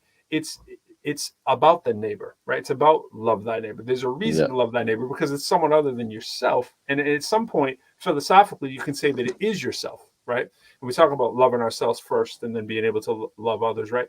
But it's like, if you don't recognize your fellow human as an equal in all walks of life and in every situation, then you never will. And it's revealing. And that's when we start talking about narcissism, right? When we're talking about when you really believe that it's all about you at the end of the day, then it's very easily transferable in the rest of your life that nobody ever matters. And so that's what I worry about when I see the average white person walking down the street. It's like, these reparations, blah, blah, blah. So you think you made everything on your own accord. So you think if everyone was starting at the 90-yard line, right, that you're still going to win the race? Is that what you're saying? Or, it's like, are you saying that you didn't get any kind of handout along the way? Well, no lady standing on the side with the Gatorade cup, B. Yeah, right. You didn't get the nod. Yeah, you didn't get the little beverage handout. And so, and it takes you back to the faith argument. It's like, it's. You think you did everything in this world, and there's no one else to acknowledge? Higher power, maybe your mom and dad, maybe your brothers and sisters, maybe your village, right? Maybe someone other than you played a role in your small successes, right? And it wasn't just. See, this happens too when we tell kids, "You're so smart. You're so blah, blah." Yeah, we want to tell our kids how wonderful they are. That's great. But telling them how smart they are all the time, they start to think there's something uniquely special about them, as opposed to just the fact that God made you uniquely special and individual, right? But that you are somehow better than, right? Like my son, I have to watch it all the time. He's amazing in math. He's amazing. But he's amazing, again, because he's been around it his whole life and it's been reinforced for him. you'd be just as amazing. Or like you tell me, your kids are amazing at math too. It's like it's how they're raised and what they're around. They have no different molecular chemical structure in their brain that makes them more susceptible to do math, quantum physics, all these things that we hold in high regard, rap, whatever. Anybody can sit here and learn to go, when to begin in the rhythm, and then it be rhythm begin, and to make it, it was just, you got to learn how to move, make your mouth move that way. No one wakes up when they're going, Google Gaga, when to begin in the rhythm, and then it be rhythm. It just doesn't work that way, right? But we go, he's just so naturally talented. You're naturally talented at rapping. You're naturally talented at catching a football. Yeah, you may have plus or minus 1%, maybe genetic advantage of something. But it's such a small piece, and we want to pat ourselves on the back all the time and go, well, look at me, look how wonderful I am. Like, okay, bro, you didn't see how many hours Kobe spent in the gym, bro?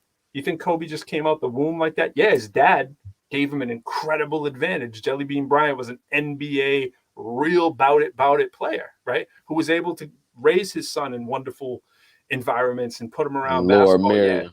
Yeah, right. It's no mistake that Seth Curry shoots a higher 3-point percentage than Steph Curry, right? And that Steph Curry shoots a higher percentage than his dad, right? And those are like 3 of the best shooters you've ever played in the game. Is that genetic? I don't know. I know that they're both 6'3", 6'4", 6 feet. They're still not that short. You know what I'm saying? They had a dad who played. He passed on some genes, yeah, but he didn't pass on. You didn't pass on the ability in your genes to be able to wake up and shoot. You passed on the love for the game that you did, and you brought those kids out there. And the opportunity to shoot. That's the truth, man. Kobe would find gyms on away games at 2 or 3 o'clock in the morning working on this game. And that's the part people rarely talk about that intricate piece. When you find people that are great at something, they have something that they applied themselves to that was that extra hard work, like you said, that wasn't just necessarily this on and off switch of genetics. It was that extra hard work they put in that gave them the advantage and the leverage. Yeah, the extra time in the gym. This is a cool comment from Mika. It's kind of deep. It says, respect and peace, but the fight is not the fight of the oppressed. The people that are the friends and family of the oppressors need to tell them enough. You see what happens when the oppressed keep trying to fight for equality?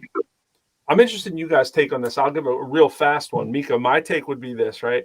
I have people I was just telling you, like a lot of friends and family and people like I'll talk about these kind of things. People are willing to leave their family over these kind of discussions, right? The awkward Thanksgiving conversations, right? People are leaving their family. So if you think we have some kind of special sway just because the people are in our family, you may be right in some cases, but I can tell you there's a lot of people that are willing just to even talk about the fact that Fox News might be fake. That's going to cause a fight that some people are willing to never speak over again. So I wish it was that simple, that we could just talk to our crazy uncle, our mom, our dad, our cousin, or whatever, and just be like, enough is enough. You need to stop being the oppressor. It isn't that easy.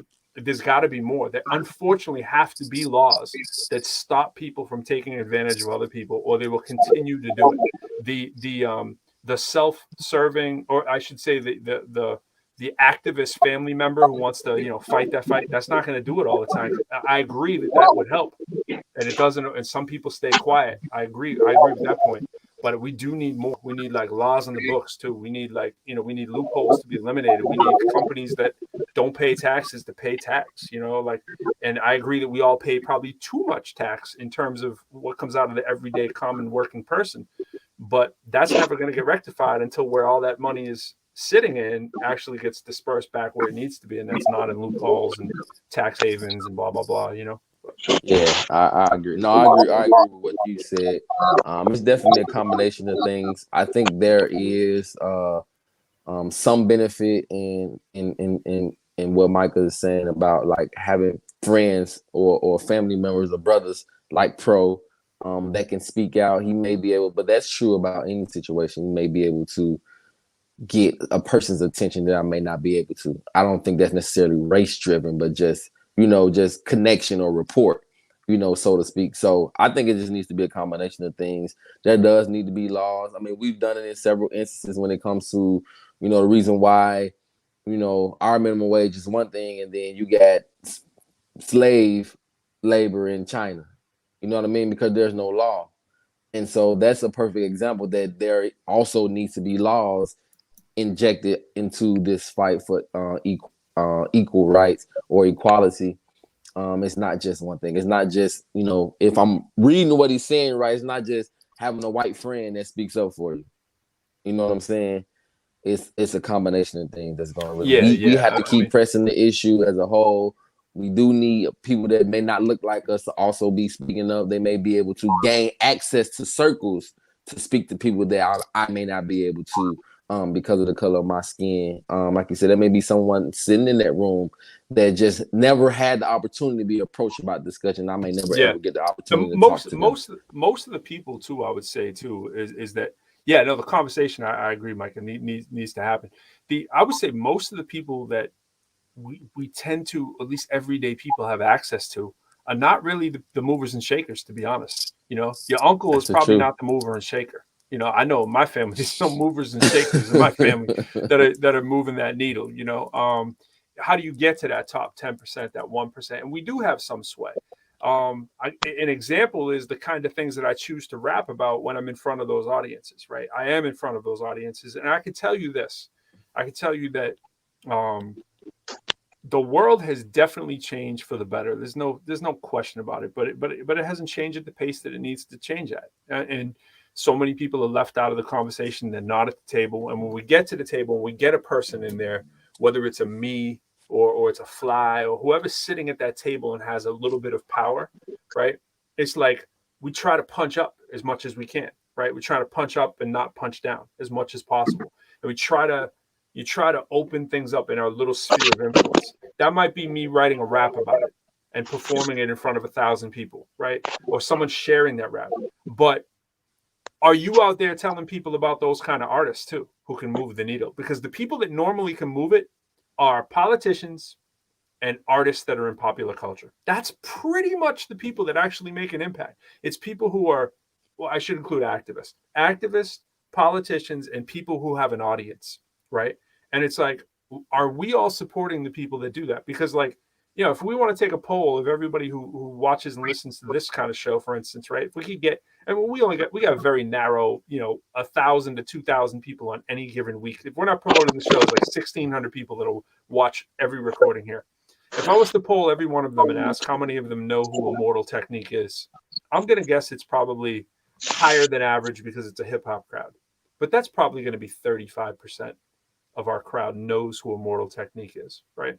But every one of them can tell you some dumb name of some dumb typical rap song that came out like 4 weeks ago because it's got a bazillion views. You know what I mean? So it's like we can definitely make an impact on who we support, where we put our money. We all have more impact than we think we do. It isn't always just necessarily talking to Uncle Bob at the Thanksgiving. I mean those are important conversations. It's a collective. If we all did it at the same time, yep. We all did it at the same time. I was joking, which I don't want to discourage any potential official unofficial sponsors. So I'd be careful about the people we talk about. You know what? Let's talk about who that is. Actually, hold on. Let me go back up here. There is one tonight. It's should be Disney. It should always be Disney, to tell you the truth. And by the way, I'm so happy to take Disney money at any given time. I'm going to take some Disney money. You know what I mean? Small slice of the pie, man. Slice the crumbs from Disney table, B. Give me those. I see. All right, so if I can get that Please Yoda don't voice get going. started. I'm not getting started. There you go. There you go. Why is my unofficial sponsor? Where'd it go? Hey, I feel like we can get a little slice of that Disney pie. I'd be happy. I'm not. I'll take a big slice. Man, listen, that's a really big pie, man. A little slice is still a considerable. It's like a meat pie. You know what I'm saying? Versus a lemon meringue pie. You know what I'm saying? Trying to get me same grossed slice out over may here. go a longer way. You know what I mean? Depending on what's in the pie. That Disney pie is dense. That's a dense pie, B. Tell them next week, you know what I'm saying? Next Saturday. Yeah, definitely, man. Oh yeah. We got to let them know. Hold on. Hold that thought. We're going to let them know that in a second. So we got the I think. Hold on. Why do I not see it? There it is. The unofficial official sponsor of the ProQuo Show today. You know, it's our good friends. It's our really good friends at Ricola. Our really good friends at Ricola. Now, that was a great effect. Much like you, I have no idea who owns Ricola. I don't know who they are, but I'm guessing they're not in the bottom 90%. Now, I think it's an international company, but I bet you we could just start looking right now who's running Ricola, and I bet you they're not in that bottom 90%. That's all I'm saying. So Ricola, I guarantee, I'm almost sure Ricola's a subsidiary or something else. You know what? Let me look at the wrapper here. Let me see if I can see anything here. Let me see if we can find. Now, when you look at the product itself, it is not a very appetizing looking product, right? They're actually pretty good in the comparative when it comes to cough drops. Original herb, Ricola. Is it herb? That's how you got to say it, herb. I say herb like, yo, herb. Like peaches and herb.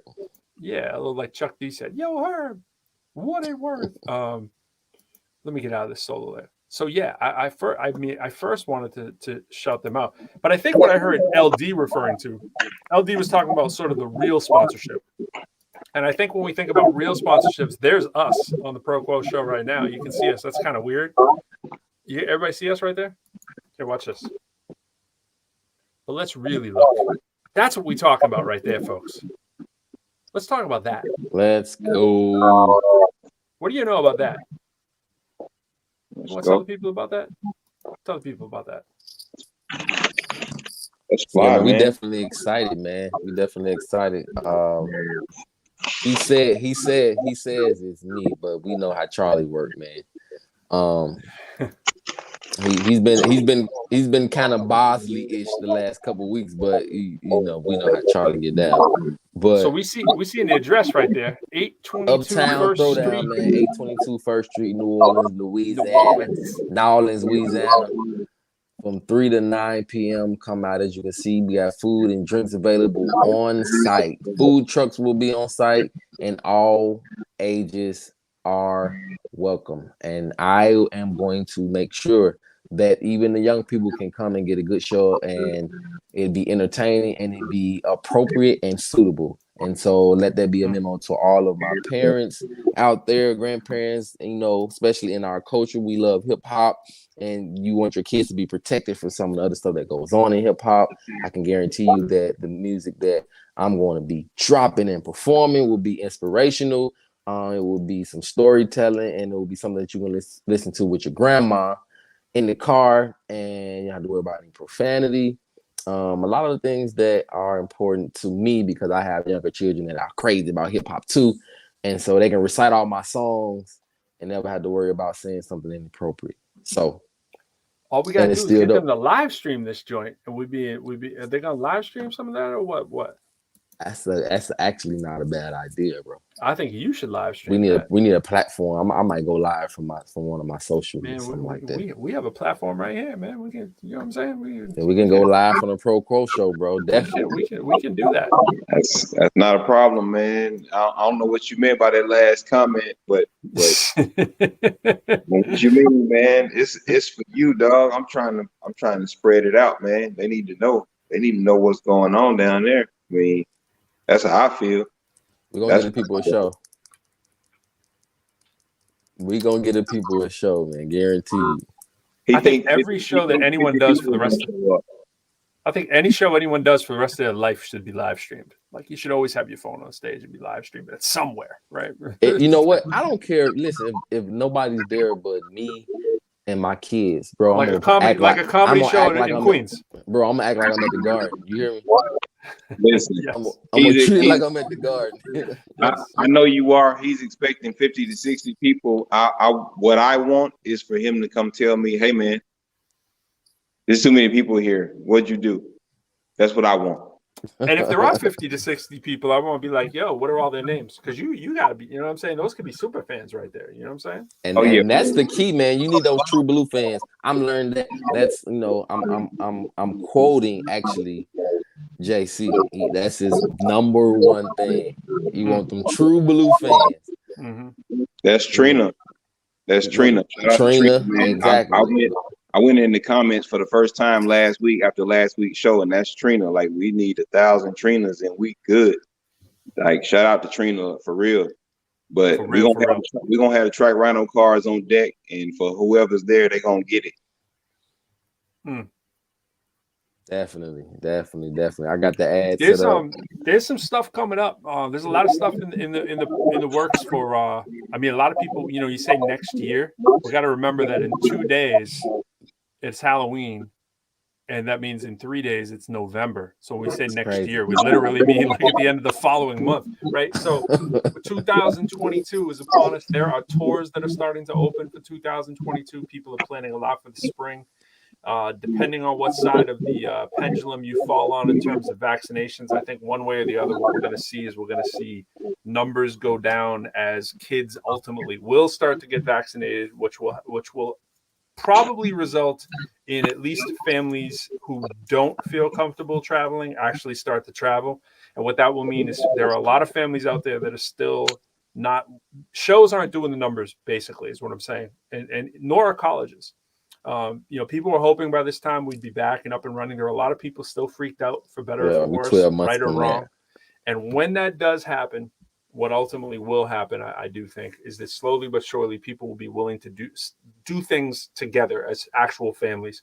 A lot of people right now, our family included, we're not too cool with going out and doing stuff and then coming back home when you got a 8-year-old in the house, right? So for those people who do feel that that's not an option for them, that might be another 10%. And you know what? If we get 10% more of the population, you know, feeling like they can go out and feel that they can do that safely, that's going to be a real change in the game in terms of what's happening, in terms of, you know, the mass amounts of people that either gain immunity one way or another and that feel comfortable getting back to normal. Things are definitely better. They're not perfect, but we're getting there. And by this time next spring, I think you'll see probably about a 50% improvement from where we're at right now, which is not back to 100%, but it's certainly a lot better. Yeah, we need that. We need that. We need that. Well, I think we're probably 12. Of course, I'm no guru of any sort, but I think we're probably 12 months from any real normalcy. Just the recovery, like you said, that pendulum has been swinging for so long now that when it swings one way, it's way the other way. Yeah, I think we're about half a year to be halfway back to normalcy, and I think we're about, like you said, about a full year to be. But even halfway back, you know, it's better. Shows would be happening quite regularly and so forth. What was that Lil Baby? Yeah, somebody just ended the show early because it was just not. Say it again. Lil Baby or somebody just ended the show early last week or something like that because it wasn't really just. I think when the Baby started going on tour, which, you know, a lot of people in that arena. I guess hold him in some high regard. I don't think I ever heard a whole song of his, but you're like, you don't know the difference of the Baby, Lil Baby, Big Baby, They're all babies. I wouldn't know, but I know.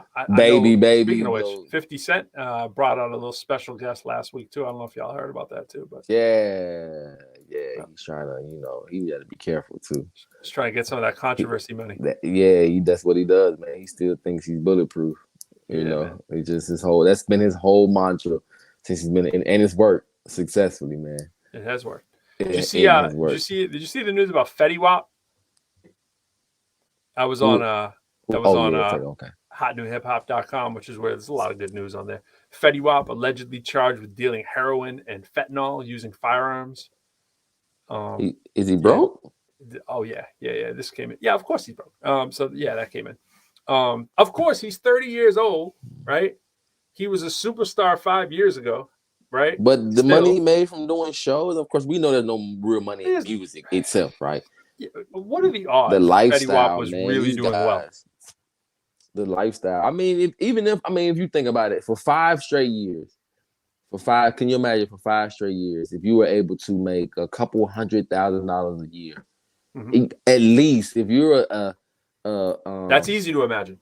Because it's That's what reality. I'm saying. That's easy. That's to me, So, that's very easy. And yeah. I feel like I'm aiming low, but that's intentional just to say, just even as a baseline, for him to make a few $100,000 a year for 5 years straight, there's no way you should ever be broke again. Right. I just don't understand how you ever be broke again. Well, I mean, ever. You do when you know what the rules are of the hip hop game. You know what I'm saying? You know what the rules are. You know. Yeah, you venture, You gotta man. take care of everybody. You gotta overspend. You gotta be the man. You know what I'm saying? You know the rules. Nah, bro, But, that's not gonna work. You know, well, our conversations are usually totally different. You know what I mean? I'm accustomed to thinking that way, thinking about how to create a trajectory, no matter where I am. You know, like I just got a new gig, and I'm already thinking like, all right, this ain't enough. How can I leverage this to get to the next place I need to be? You know what I'm saying? You need to get that body armor investment going. Is what You feel what I'm saying? You needed to get. If you were to put $100,000 into that, $100,000. Imagine being able to put $100,000 into an investment. Yeah, let me just throw $100,000. Let me just imagine having $100,000. Let me just throw $6 million. You feel me? And turn it into $1 billion. Jeez. Yep. And still, you got half the world talking about, well, I'm just going to get rich off Bitcoin. It's like, no, you're probably not. You're probably not. And anybody that makes money, anybody that's ever made serious money or consistent money will always tell you. To me, again, Warren Buffett is the perfect example. You have to diversify. Absolutely. Because there's no one way to stay rich. It may be one way to get rich, but there's never been one way to stay rich. Facebook started with one concept. I don't know what his long-term plan was, but it started with one concept, rating girls, and it turned into a ad guru. You know what I mean? Which is, you know, if someone wanted to sum up for me, if somebody wanted me to sum up my experience in promoting clubs, it's literally exploiting women. I mean, it's that simple. It's like, that's the truth. It's sad. If you want to do well in music, which promotes music promotes alcohol. That's what it does, right? Music is a vehicle to promote alcohol. Let's just be real, right? Like music sells alcohol at the clubs because girls are dancing there and dudes want to go to see the girls dancing there. And they buy alcohol to impress the girls. To impress the girls, right? Exactly. Yeah, so it's like, oh, look what I have. I have more alcohol. We know you want it, blah, blah, blah, right? So you sell alcohol. You do it by hopefully the most mindless music possible, of which hip hop is a welcome player in that commodity, right? For years it was rock. Rock did a great job, right? Sex, drug, rock and roll, right? Country does a bang up job on it too, right? But then along comes hip hop, right? This exciting global phenomenon, right? And they saw it. We can bastardize this hip hop stuff. We can bastardize so pure, right? And hip hop has been the perfect vehicle. Fuse rock and country into it, you know. Right. We can create some little Nas X's. We can fuse. We can make hip hop the new little pop. Jack Harlow feature. Yeah, man. It's the whole. It's the whole thing. Get some pink suited inmates. Get the whole thing. Boom. And he told you in that video. He said, because I did my homework. I knew I had to listen to songs. LD was telling me he had some skills. So I was like, let me check it out. Song is actually pretty good. The video is a trip. But the Fly doesn't want to go down this road. Please, by all means. But he tells you, he said, I told y'all, like that's what he's saying in the song, right? He's like, I told y'all this was gonna be big, right? He ain't wrong, right? I totally lost my whole entire, not just train of thought. I lost my whole motion of that. But yeah, I mean, it's selling alcohol and it's selling the exploitation of women, right? So that's generally the business plan. So therefore, ergo, i.e., if you have anything in that lane, right, that's any product, any personality that's subject to that, they're going to do well for a short amount of time. The problem is the people most likely to do that are typically not the people that have, you know, the most stable situation going on or have necessarily the most knowledge about the industry. So it's going to be very tricky to keep your wealth, especially when anyone can come along and be the next Fetty Wap, because you look at designer. I'm the next one up to be the old Fetty Wap, right? Here comes designer, right? Yeah, I got good music behind me, blah, blah, blah. I got whatever. You know what I'm saying? I'm going to be you next. So why do I need to pay you again, Fetty Wap? Yeah, you had your 5 minutes. You know what I'm saying? And you know, how do you not think about that, bro? How do you not think to yourself, I've been broke all my life. Now I have some money. I will do anything in my power to make sure I always have money. How do you not? I mean, just Then you buy even just 100 kilos. a natural instinction and just start selling heroin. Okay, I see. No, That's where I his don't money know what went. the number was. That's where his money went. Okay, so he invested it in. So all right, I see guns and Actually, the cartel. I'm looking up the article to see how much he had on him. It's crazy, man. How do you not? I feel like that now, man. Knowing how hard it is, being middle class and trying to support a family, and you thinking about college and longevity and all that kind of stuff for your kids and investments and furnishings. And I'm talking about like even furnishing for the house, like remodeling just to continue to build equity in your property and stuff like that. All this stuff takes money, man. It's like it's just like you minimum. You have to be bringing home at a minimum 175 grand to really be able to do just the basic things that you need to do for yourself, your family, and their future. I'm with you. I'm trying to see how much he had on him. All right. Search warrants executed during the investigation recovered about 1.5 million in cash, 16 kilograms of cocaine, 2 kilograms of heroin, numerous fentanyl pills, 2 handguns, a rifle, a pistol, and ammunition. That sounds like the intent to distribute. That sounds like supply a hood. That sounds like he's supplying a lot of folk. 16 keys, bro. Yeah, that's just of coke. There's also, don't forget the other 2 for heroin. Bro, that's a lot of work. Yep. And numerous fentanyl pills. I don't know. I mean, that's a lot. That's a lot of 1.5 As million. alleged, the defendants transported, distributed, and sold more than 100 kilograms of deadly and addictive drugs, including heroin and fentanyl on Long Island, deliberately contributing to the opioid epidemic that has devastated our communities and taken too many lives. I love when people like tag on that stuff in there.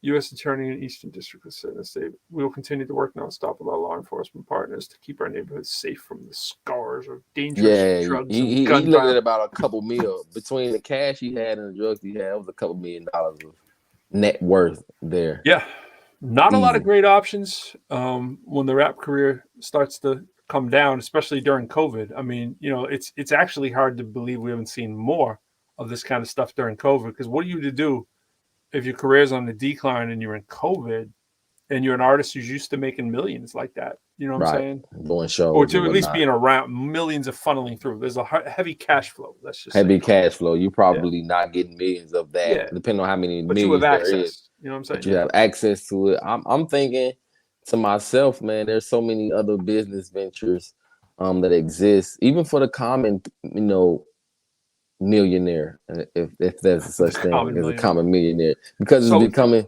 3 hours ago, I looked up Fetty Wap's net worth. They reported 1 million, so it looks like he used it to invest. But it says as of October 9th, his net worth, depending where you go on another site. Half these sites are bought and paid for these days by their publicists, estimated to be 8 million. So even if he had 8, you know what I'm saying? Right. Even if you had 8, man, just like give me one. Just give me one. I'll show you what to do with it. I do not need to reinvest it into distributing product that I'm probably going to get arrested for. It's probably not the move. 8, I can probably live on 8 million pretty well. If you really, put it in perspective, you got $100,000 for 10 years. That's $1 million. You could have that for 80 years. You could live on 100 grand for 80 years.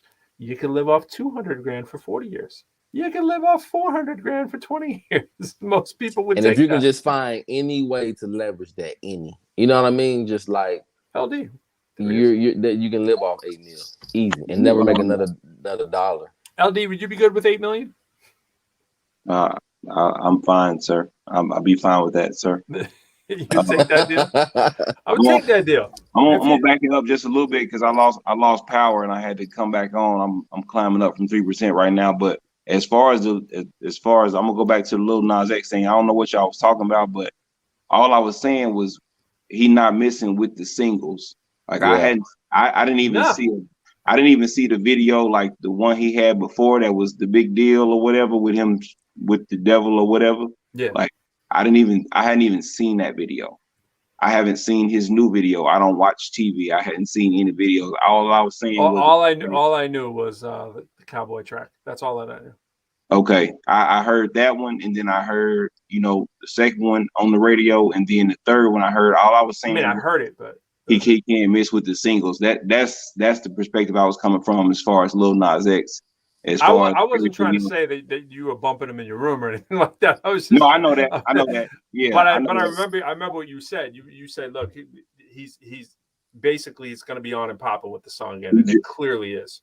He dropping them. That's all I was saying with that. Yeah, and this video was a movie. I mean, they made a movie out of that, and they know the movement. They know the movement they got. So it's going to be controversy all the way to the bank, baby. All the way to the bank. We know controversy sells, man. Yeah. Yeah. I mean, there's all the conspiracy theories out there. Like he was not really about that life, and he still isn't. He's doing it for attention, and that's what makes it interesting. Because now we want to go watch it. We want to go. Do I think he's about that? Do I think he really has the butterfly tattoo? I still have. I still have zero desire to go watch it. So. Well, you might have no desire, but as a research project, like. I'd rather look up a rat licking ice before I watch a Lil Nas X. Like I wonder what that sounds like. That's how little. I think you know what? I think he can rap, man. I think he's a good rapper. I don't think he's poor. I think he's above average. Actually, he probably is. He probably could be better if the focus was different too. Like to your point, just trying to stick with the narrative and the vein that they have him in, which we know that it's the puppet show. Can I give a confession? So this is a less melanated person confession. So I was watching the video today, and I knew that it was featuring Jack Harlow, and I said, "That's a white boy, right? Who's going to be in the video, right?" And I thought I knew who what's his name? Jack Harlow was. I had him confused with Marlon Craft. So Marlon Craft is the other white guy. Who's actually really good. Marlon Craft is dope. Jack Harlow, not so much. Like Jack Harlow's like, okay. Like Jack Harlow to me was like, if average is a 50%, I could see maybe he was like a 60 or something like that, right? But like that other dude is like a 90. That other dude has crazy skill. Marlon Craft is crazy skilled. And he's a dope MC. There's no from one MC to another. I can say that dude is a dope MC. Jack Harlow's like, okay. Yeah, all right. Like he's popular because he's good and he's white. It's like what I'm saying, right? But he's not amazing. You know what I'm saying? Like, and I'm not trying to say that the other dude is amazing, but he's really nice, like that other dude. And so I thought I was gonna see him, and I'm like, I just can't see this feature. I don't understand how this is gonna work. Like, this dude doesn't seem like he'd be down to just be, being like a plaything in the video because it sounds good, whatever, get down with the controversy. And I'm like, oh, it's Jack Harlow. Okay, now I understand. And I don't know anything about Jack Harlow either. I've seen him a couple times in a couple songs, but So Jack Harlow's from Louisville. Where's the other guy from that you're talking about? Marlon Craft. I think he's from East Coast. I think he's a New York guy or New Jersey or something. I don't know. So I mean, I feel like every city gotta have a one for each. I think it's New York. I mean, that's what I feel like Jack Harlow is for Louisville. Like he's the white rapper for Louisville. Oh, here's a comment. Hold on. That's all it is. And Micah, respect to Hell's Kitchen. Okay, Hell's Kitchen. So he's from New York. Yeah. No, Marlon Craft is that dude. I mean, Marlon Craft is dope. And I don't know if y'all seen Marlon Craft videos or whatever, but that dude can rap his butt off. But and he's got a dope vibe. His vibe is just dope. He's just like, hey man, I'm dope, and y'all have to deal with it. Like, and it's like, all right, cool, I can get with that. I'm not the I'm gonna bash this rapper or this whatever. I don't care. If someone's dope, they're dope. I have no care, like whatsoever. But I can also be very honestly objective and say, Jack is like, okay, that's cute. You know what I'm saying? You know what I'm saying? It's like, yeah, it's like, okay, I get it. He's above average. He's probably better than he lets on to be, but he's trying to get in that he's trying to get in sort of the alternative crowd and the very current now crowd, and he's trying to figure it out. Blend it out, man. That's what hip hop is now, man. Hip hop's the bastard child, man. Yeah. Dumped all. But I wouldn't be on a track with Lil Nas X, not because of the controversy, but because of the controversy. Like, in other words, I would not be on it like maybe Fly wouldn't be on it, right? Because Fly would be very fundamentally opposed at the whole, movement, which I understand. I'd be opposed more so because it's like the gimmicky nature of it. It's like, oh, you want me to get on the track because blah blah blah, and you need someone to co-sign or whatever. I'm saying not that no one was knocking on the door, but I'm saying like it just seems very like, oh, okay, you're gonna go recruit someone who can, kind of co-sign you that is clearly a straight rapper who's rapping about girls and blah blah blah, and be like, look, we can have a straight guy and a gay guy on the track, and I can be talking about dudes and you can be talking about girls, and look, the world's ready for it because it's very, right. gender fluid. No, You know what I'm saying? We're not ready. We're not ready, bro. And just to be clear though, like I'd love to meet Lil Nas X, man, and really just have a just talk to him. You want to bring him into the Fly. You want to bring him to the Fly congregation. You know what I'm saying? just talk to him, man, and really just get to know him as a person, and just be transparent, about just the opportunity to obviously be yourself, which I always has been an advocate for, just being yourself. I'm not as biased as people may think. It's not like and it's never personal either too. Like I think as a human being, man, as a human being, bro, as a human being, and I think I explained this last week. There's just certain artists that I just don't rock with. Like it's not even, it's bigger than that.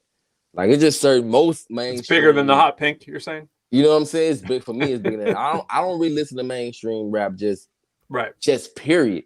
Right. And it's not necessarily a religious thing, you know what I'm saying? Some of it is a personal choice. But it's mostly about just, it's not my thing. Like L's like L's clearly not against television, but he just don't watch TV. Right. You know what I'm saying? That's kind of how I am about most music. It's just like I don't really care for to me, the interesting thing of the video is there's basically naked dudes dancing behind him. Right. So I'm saying I'm not entertained. They're blurred out, right? Like that. But I'm not entertained by naked women dancing behind him either. And so it's like that's where you gotta keep it a buck. It's like I'm very much on the record saying, dude, I've never been about, like it's jingling, baby. I've never been about that, right? Never. But there's been times where I've given it a pass, right? I've went, I'll put this like really dope looking chick on the flyer to hopefully get more dumb dudes to come to the club. Oh yeah, I've done that. Like I'm not proud of it, but I've certainly done it. Oh yeah, I'll bring in these 5 models with me to the club. Oh yeah, it's half of how I get started in promoting shows in Boston. I walk in with 10 chicks, right? And they'd be like, "Who's that?" Like every show. Like, yeah, right. I've done it. I understand it. I get it. But at the same time, I gotta call it. It's calling a spade a spade. Like I'm not cool with doing a video and having naked chicks gyrating all over the place because we know kids are watching the videos. We can't pretend that we live in the world that we grew up in. YouTube is 24/7. And if you're a mom and you work if you grew up a latchkey kid, what do you think moms are doing right now, right? Kids are playing with their PlayStation or they're playing on their whatever they're on. They're on that YouTube as soon as you walk out. They can watch everything they want to watch unless you were that mom and dad who are really about it and got the house on lockdown. And if you are and you need to work 2 jobs and you're working late at night, you're probably not that about it. It's pretty hard to be that about it, right? And let alone if you're making, let's say you're making $20 an hour and you got 3 kids in the house and you're working and there's an older kid in the house taking care of everybody else, right? Unless that kid's a drill sergeant. Let's not forget how smart the kids are. I mean, they bypass anything you got. Whatever you got, they can figure out how to watch it. My son can bypass any of that stuff. He's 8. You know what I'm saying? Now my son is on it though. He'll be like, he'll be like on it. He's like, Daddy, they said a bad word. Like he like wants to come and tell me. You know what I'm saying? And like right now, right next year, he might be like, I know how to get past this system now. You know what I mean? And like I'm not gonna tell him about that because then I can't watch it. He's pretty much like in my face right now with it. He's like, Daddy, they said a curse. They get a little clever and do whatever. Hopefully not. But yeah, it's crazy. It's I'm not about it either way. I don't want to see naked dudes dancing in front of my kid. That's definitely a difficult one to explain. And I don't want to have a bunch of naked chicks in front of them. And I don't want them in front of your kids either. And we should feel weird about it. And We we should should feel feel weird weird about it. bro. And it's not just that's that. my stance. It's whether it's guns. If you're playing shoot 'em up, bang 'em up, kill 'em games, and you know this probably applies to you guys and me and all of our close friends. We know we've done it. We might not have been in front of your own kid, but you know you've sat there in front of other kids and played bang bang games and shoot blood kill. I'm gonna kill you. You know you curse in front of kids. Yep. You know you do it. You do it. Been I there. know you. All my friends do it. I did it. You know, you're an idiot.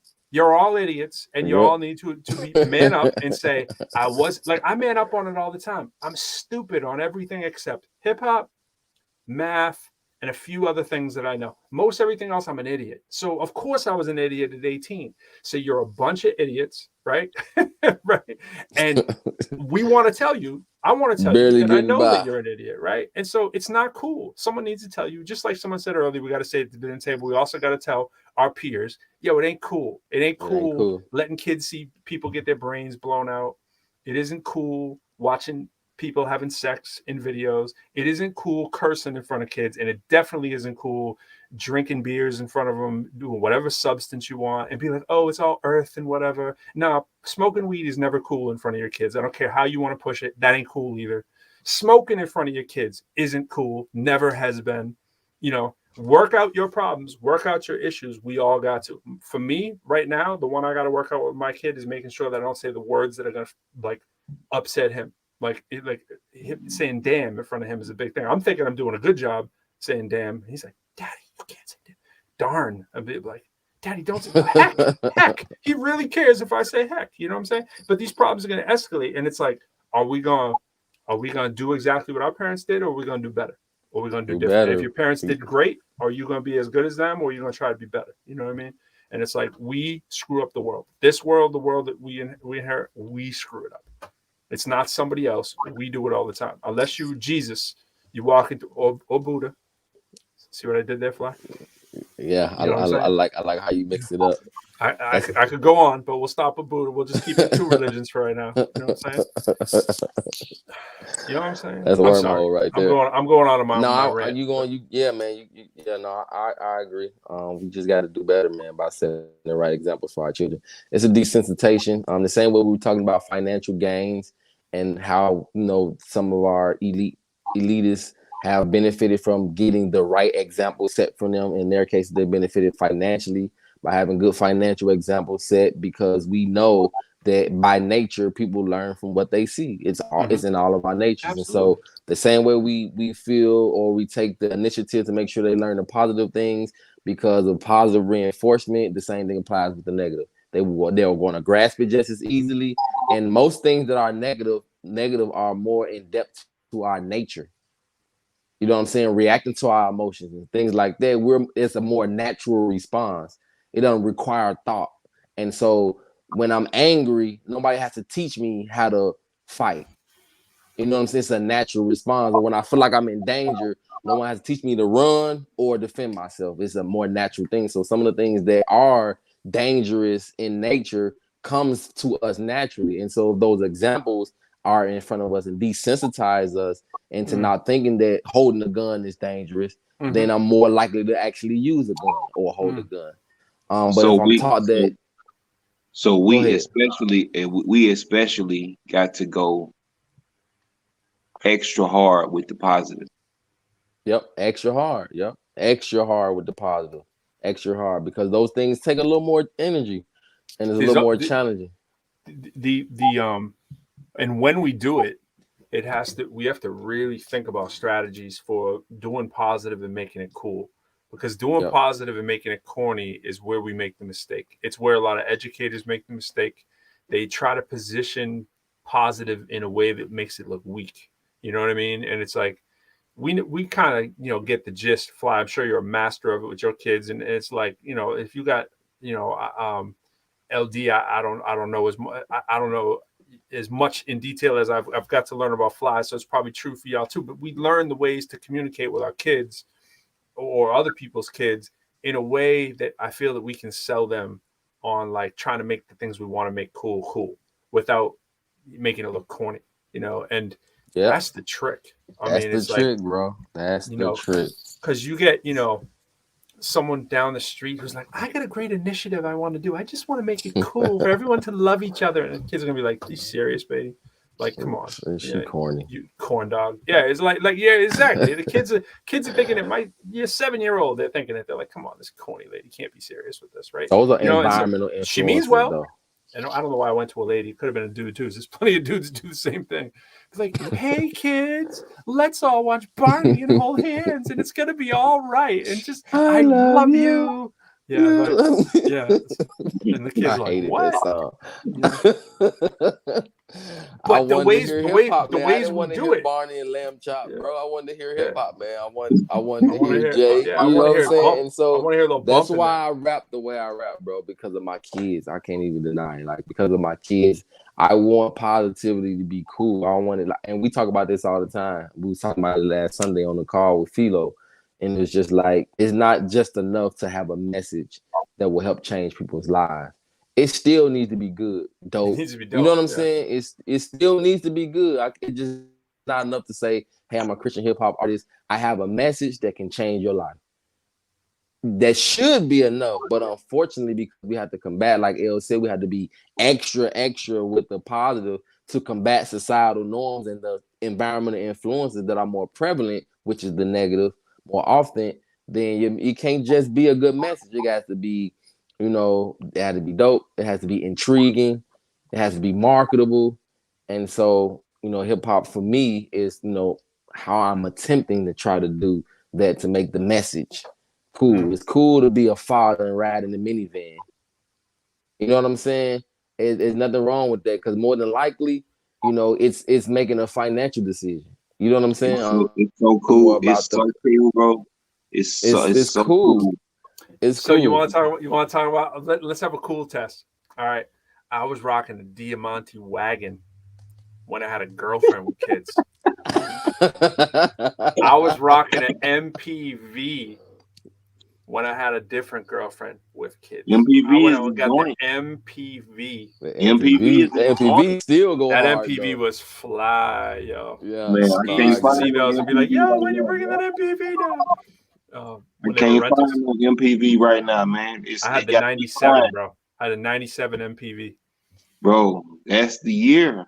Well, I had What it you in talking 2006, but I mean, it was like, you know what I'm saying? No, I think I got it in 2001 or 2, and I kept that. I thought they brought the MPV back. No, the MPV, the Mazda MPV. It's a Oh, the reason why Mazda version. Raekwon Okay, mentioned that. That was very car-like. The doors open like real car doors. It was the reason why Raekwon mentioned that joint, man. That's You right. know what I'm saying? When he did, I felt really good. Yeah, you open them doors and that's what's up. Like that's how I really out those discovered MPVs. He said it like he meant it. He was like, hopping out those MPVs. Yeah, I was like, every week they made 30 G's. Every week we made 30 G's. Man, them doors open up, man, and it's all open. You know what I'm saying? That's how I discovered it on tour. Yeah, the doors open like regular doors, open baby. up, and it's I all got that. good. I said, what is the ultimate car that I could get for doing shows and having a bunch of kids in the car, and you know, it's still being moderately cool? It was the MPV. It was hands down the MPV. Love that vehicle. Yeah, man, it's drove cool. like a car. It's cool to make a financial decision for the betterment of others and to think of others first and to think of everybody else as a whole. Like Freedom Corner, that's what it's built on, and other things involved also. But when we go, like when we went to New York, we was in the trenches, man. RPT. When we going next week, that we in the Irish Channel. You know, people don't know what that is. That's uptown New Orleans, but the Irish Channel is slave quarters for people when they first came in. It's a port city. You know, every port city is the same. Every market at a port is where they sold slaves at. Right. Now they sell nose rings and earrings. Why Irish though? The Irish Channel. To be honest, I don't know why. I think that I think those were that was the origin of ethnicity for the people that were living in those homes at the time. The Irish in Massachusetts used to dig all the, when you say channels, they used to get all the crap jobs that nobody else would be able to do. So the Irish for years dug all the canals in Massachusetts. Yeah. And so what it Irish is, need not apply all those days back then. Everyone called them drunks or whatever. Yeah. Going uptown, it runs against the river. And so that's the last street that's the last couple of streets against the river. So they're pushed back all the way to where, nobody else that was of notoriety wanted to live. So they were all pushed back to the edge of the water. That's what that is. So obviously they dug that channel also. Right. Dope. So that's what we're going to be. Trenches, baby. In the trenches. Man, I hope I can see the live stream. Yeah, man. I might have Fly to was trying to tell me, was it LD or was it Fly? You were trying to tell me it was as close as Boston is from it's DC. close, man. You gotta make that trip, man. It's that was you, Fly. That's right. You were trying to tell me. We looked it up on a map. I was like, I don't think so, bro. Yeah, the map was wrong, bro. I think it was twice as far. It's no further. It's no further, I think the math was exactly twice as far. How you look at it? What did you say? It's one plane right away, bro. No matter how you look at it. It was one plane right away. It's no further. It's no further. You can pretty much say that about everywhere in the globe, but that's another conversation. Yeah, that's right. That's right. No need for other conversations. It's gonna be the same distance every time. You might as well come on, man. Yep. If it's more than halfway around the world, you went the wrong way. Anyway. You went the wrong way. If it's more than half. Man. Well, I think it's a wrap. I gotta shout out to Fee. Fee's coming through pretty soon. A few weeks we're having Fee come through the release of his new single. He's gonna be on here. We're gonna bring some of the fellas through from Beast Over Beats. Everybody is an animal spirit on that track, which is pretty wild. Quo is on that track. Pro was on that track, and a few other MCs from Massachusetts who are dope. Detention, blah blah blah. The list goes on. Cody Pope, on and on and on. Yeah, a lunar landing and Feet. Well, I think I just said the whole list of people, and DJ Myth, who scratches the heck out of that track. Fee's got to give me like a 30-second. I got the whole track, but I can't play it. I'm on strict orders, so I got to get like a 30-second sampler or something to play for people. That track's cool, so that'll be a lot of fun coming up. Tree Fee. What up, Fee? Whole bunch of stuff in the works we still can't even talk about. There's so much stuff. Every day is a new adventure. Yes, sir. There's so much popping off. LD, what you were telling me today too, that was great to hear. All kinds of stuff. There's so much stuff. So much stuff. That's so much more. So much more where it came from. It's only up from here, man. It's only up from here, man. I feel like the energy, the synergy, in the group, in the family, as a whole, man, is going to be the reason why it's going to be continuously up. When the spirit is right, man, I just, some may call it karma, but we often have karma also has a negative connotation, man. But it's sowing and reaping. Okay. Karma. Normally you hear karma. I know it came back the wrong way. You know what I'm saying? Yeah. Like unless you say good karma. But there's such thing as good karma, and so I believe that, man, because you got a group of people, man, that's anti-jerky boy, man. It's gonna work, man. Absolutely. It's gonna work. It's gonna be crazy. It's gonna be crazy, man. Everybody's gonna be trying to get up with us. You know what I'm saying? Like the cool kids in the neighborhood. It's already working, bro. Yes, sir. It's already working. It's not gonna work. It's already working. It's not gonna work. Yeah, it's already working. I like that. Me. Next Saturday, y'all come on, man. We going live, bro.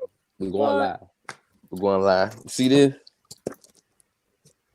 There we go. That's what I'm talking about right now. Trying to book extra shows. So, hey, hopefully after 9 o'clock, we'll be packing up and going somewhere else. I'm working hard as I can on that. I'm doing my due diligence. I don't know yet, but I'll let y'all know as soon as I can. But yeah, we're trying to do as much damage as we can. Damage. Nolens, we on the way. Yo, I'm gonna close out the show. I'm gonna play "My Demon," which is a ProQuo track. Some of y'all have heard, some of you have not. A piece of it appears on our album, but the full track you probably haven't heard. So I'll leave it with that because it's Halloween, and I figured my demon just made some sense. So I was gonna play the one off the album that is also very horrific, and I'm still leaning towards. You might, if you stick around to the end, you might hear me mix in after Dance my on demon. And yeah, I might go from Hey, my demon on Devil is Dancing. So my Devil my is de- my Dancing. demon is going on the trailer for No More Harlem. Most definitely, that was the first one I picked. So my demon is going you mean hard. Devil's Dancing? Devil's Dancing or my No, demon? the hidden joint. Yeah, A my hidden joint. demon. Okay, Yeah, cool. yeah. Cool. Let's go. It is a hidden joint. So we're gonna play it for them because it's Halloween, and if you stick around, folks, you might hear Devil's Dancing as well after that. But we got to jump. So that's it, man. You guys can hang here while I play it, or you can jump. It's all up to you. But another week in the bag, and we'll see y'all on the other side. Peace. Peace, y'all. Peace, fellas. Peace.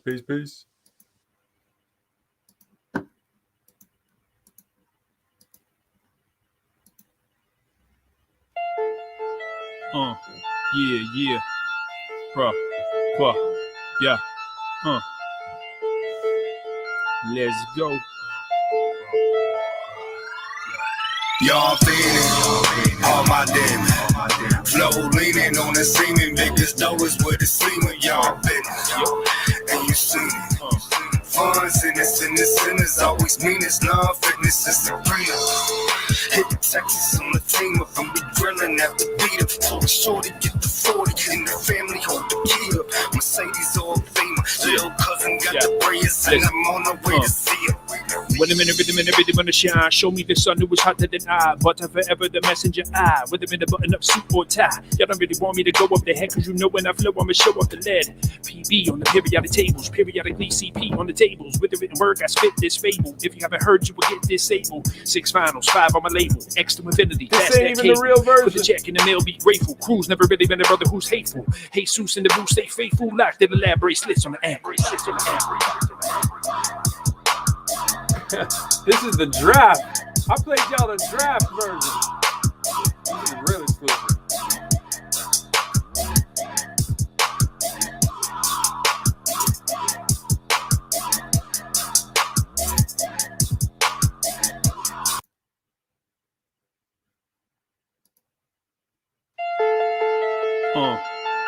Yeah. Bro.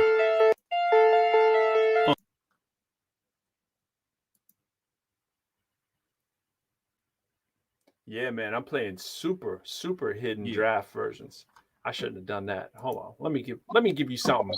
Let me give you the real deal. Man, you still playing them joints, man. I was trying, but I was playing it from the wrong spot. So let me go over here to the hidden.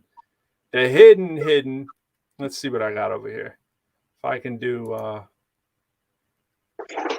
where's the There's no more Harlem footage. It's gonna be crazy, man. I can't wait. Oh man, I should be finished with it by hopefully maybe Monday or Tuesday. Oh wow. That's right around the corner. Yeah. Is this the right one? No, that's not the right one either. Hold on. I might just have to go. You know what? I'm gonna play the Devil's Dancing one, and then I'm gonna jump to finding the right one of those because I'm messing it all up. All right, I'll be right back. Gotta make a phone call.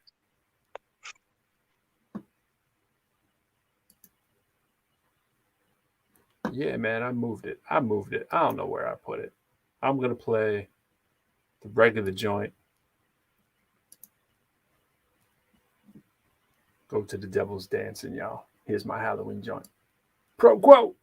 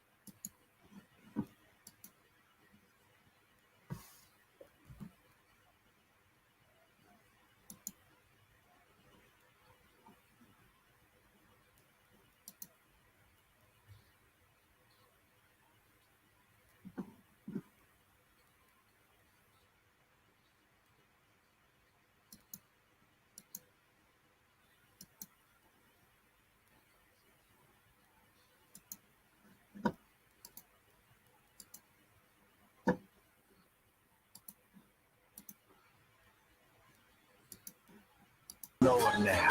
The devil's dancing. Knocking at your door now. Whenever you in a good place, you better believe the devil is dancing. The good place, no one believed the devil was dancing. Got good taste, many you pay the devil's ransom. While simply thinking they're hanging up, or Rembrandt in the mansion. Judas repenting, returning them 30 pieces of silver now. You're doing that music, trying to recoup it, feeling so foolish now.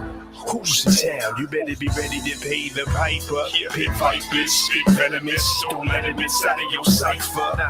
Them Charles Mansons from the advancing at the outset. Got you doing the dirty work, looking all handsome in the outfits. You still doubt it, staying devoted, you been since the offset. But your dog is not your amigo, when deceiving your words are offset. Time to divorce that mindset with the raw shit. Test by leaving this ink all over the paper, then I record that. In the movie, tally results, removing the doubt, then take my chances. The devil was over my head instead, now low applause who's dancing.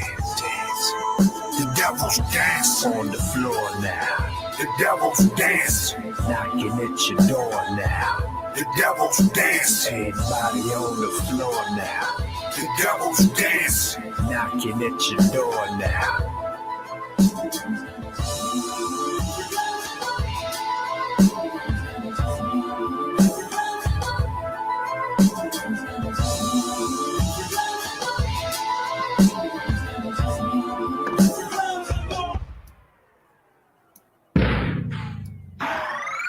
Y'all feeling all my demon. Flow leaning on the semen. Biggest dough is what it's seeming. Y'all business. And you see it. Funds in this, always meanest. Love, fitness, and Sabrina. Hit Texas on the team up, and we drilling after beat up. Told shorty get the 40, and the family hold the key up. Mercedes or Beamer, little cousin got the Prius, and I'm on the way to see her. Wait a minute, shine. Show me the sun, it was hotter than I. Brother forever, the messenger. I would have been better than the pursuit of a tie. You already want me to go up the head, cause you know when I blow, I'ma show off the lead. PB on the periodic tables, periodically CP on the tables. With a bit of murk, I spit this fable. If you haven't heard, you will get disabled. 6 miles, 5 on my label. X to infinity, that's that cable. Put the check in the mail, be grateful. Who's never really been a brother who's hateful? Jesus and the goose, stay faithful. Locked to the lab bracelets on my ankle. Slits on my ankle. Slits on my ankle.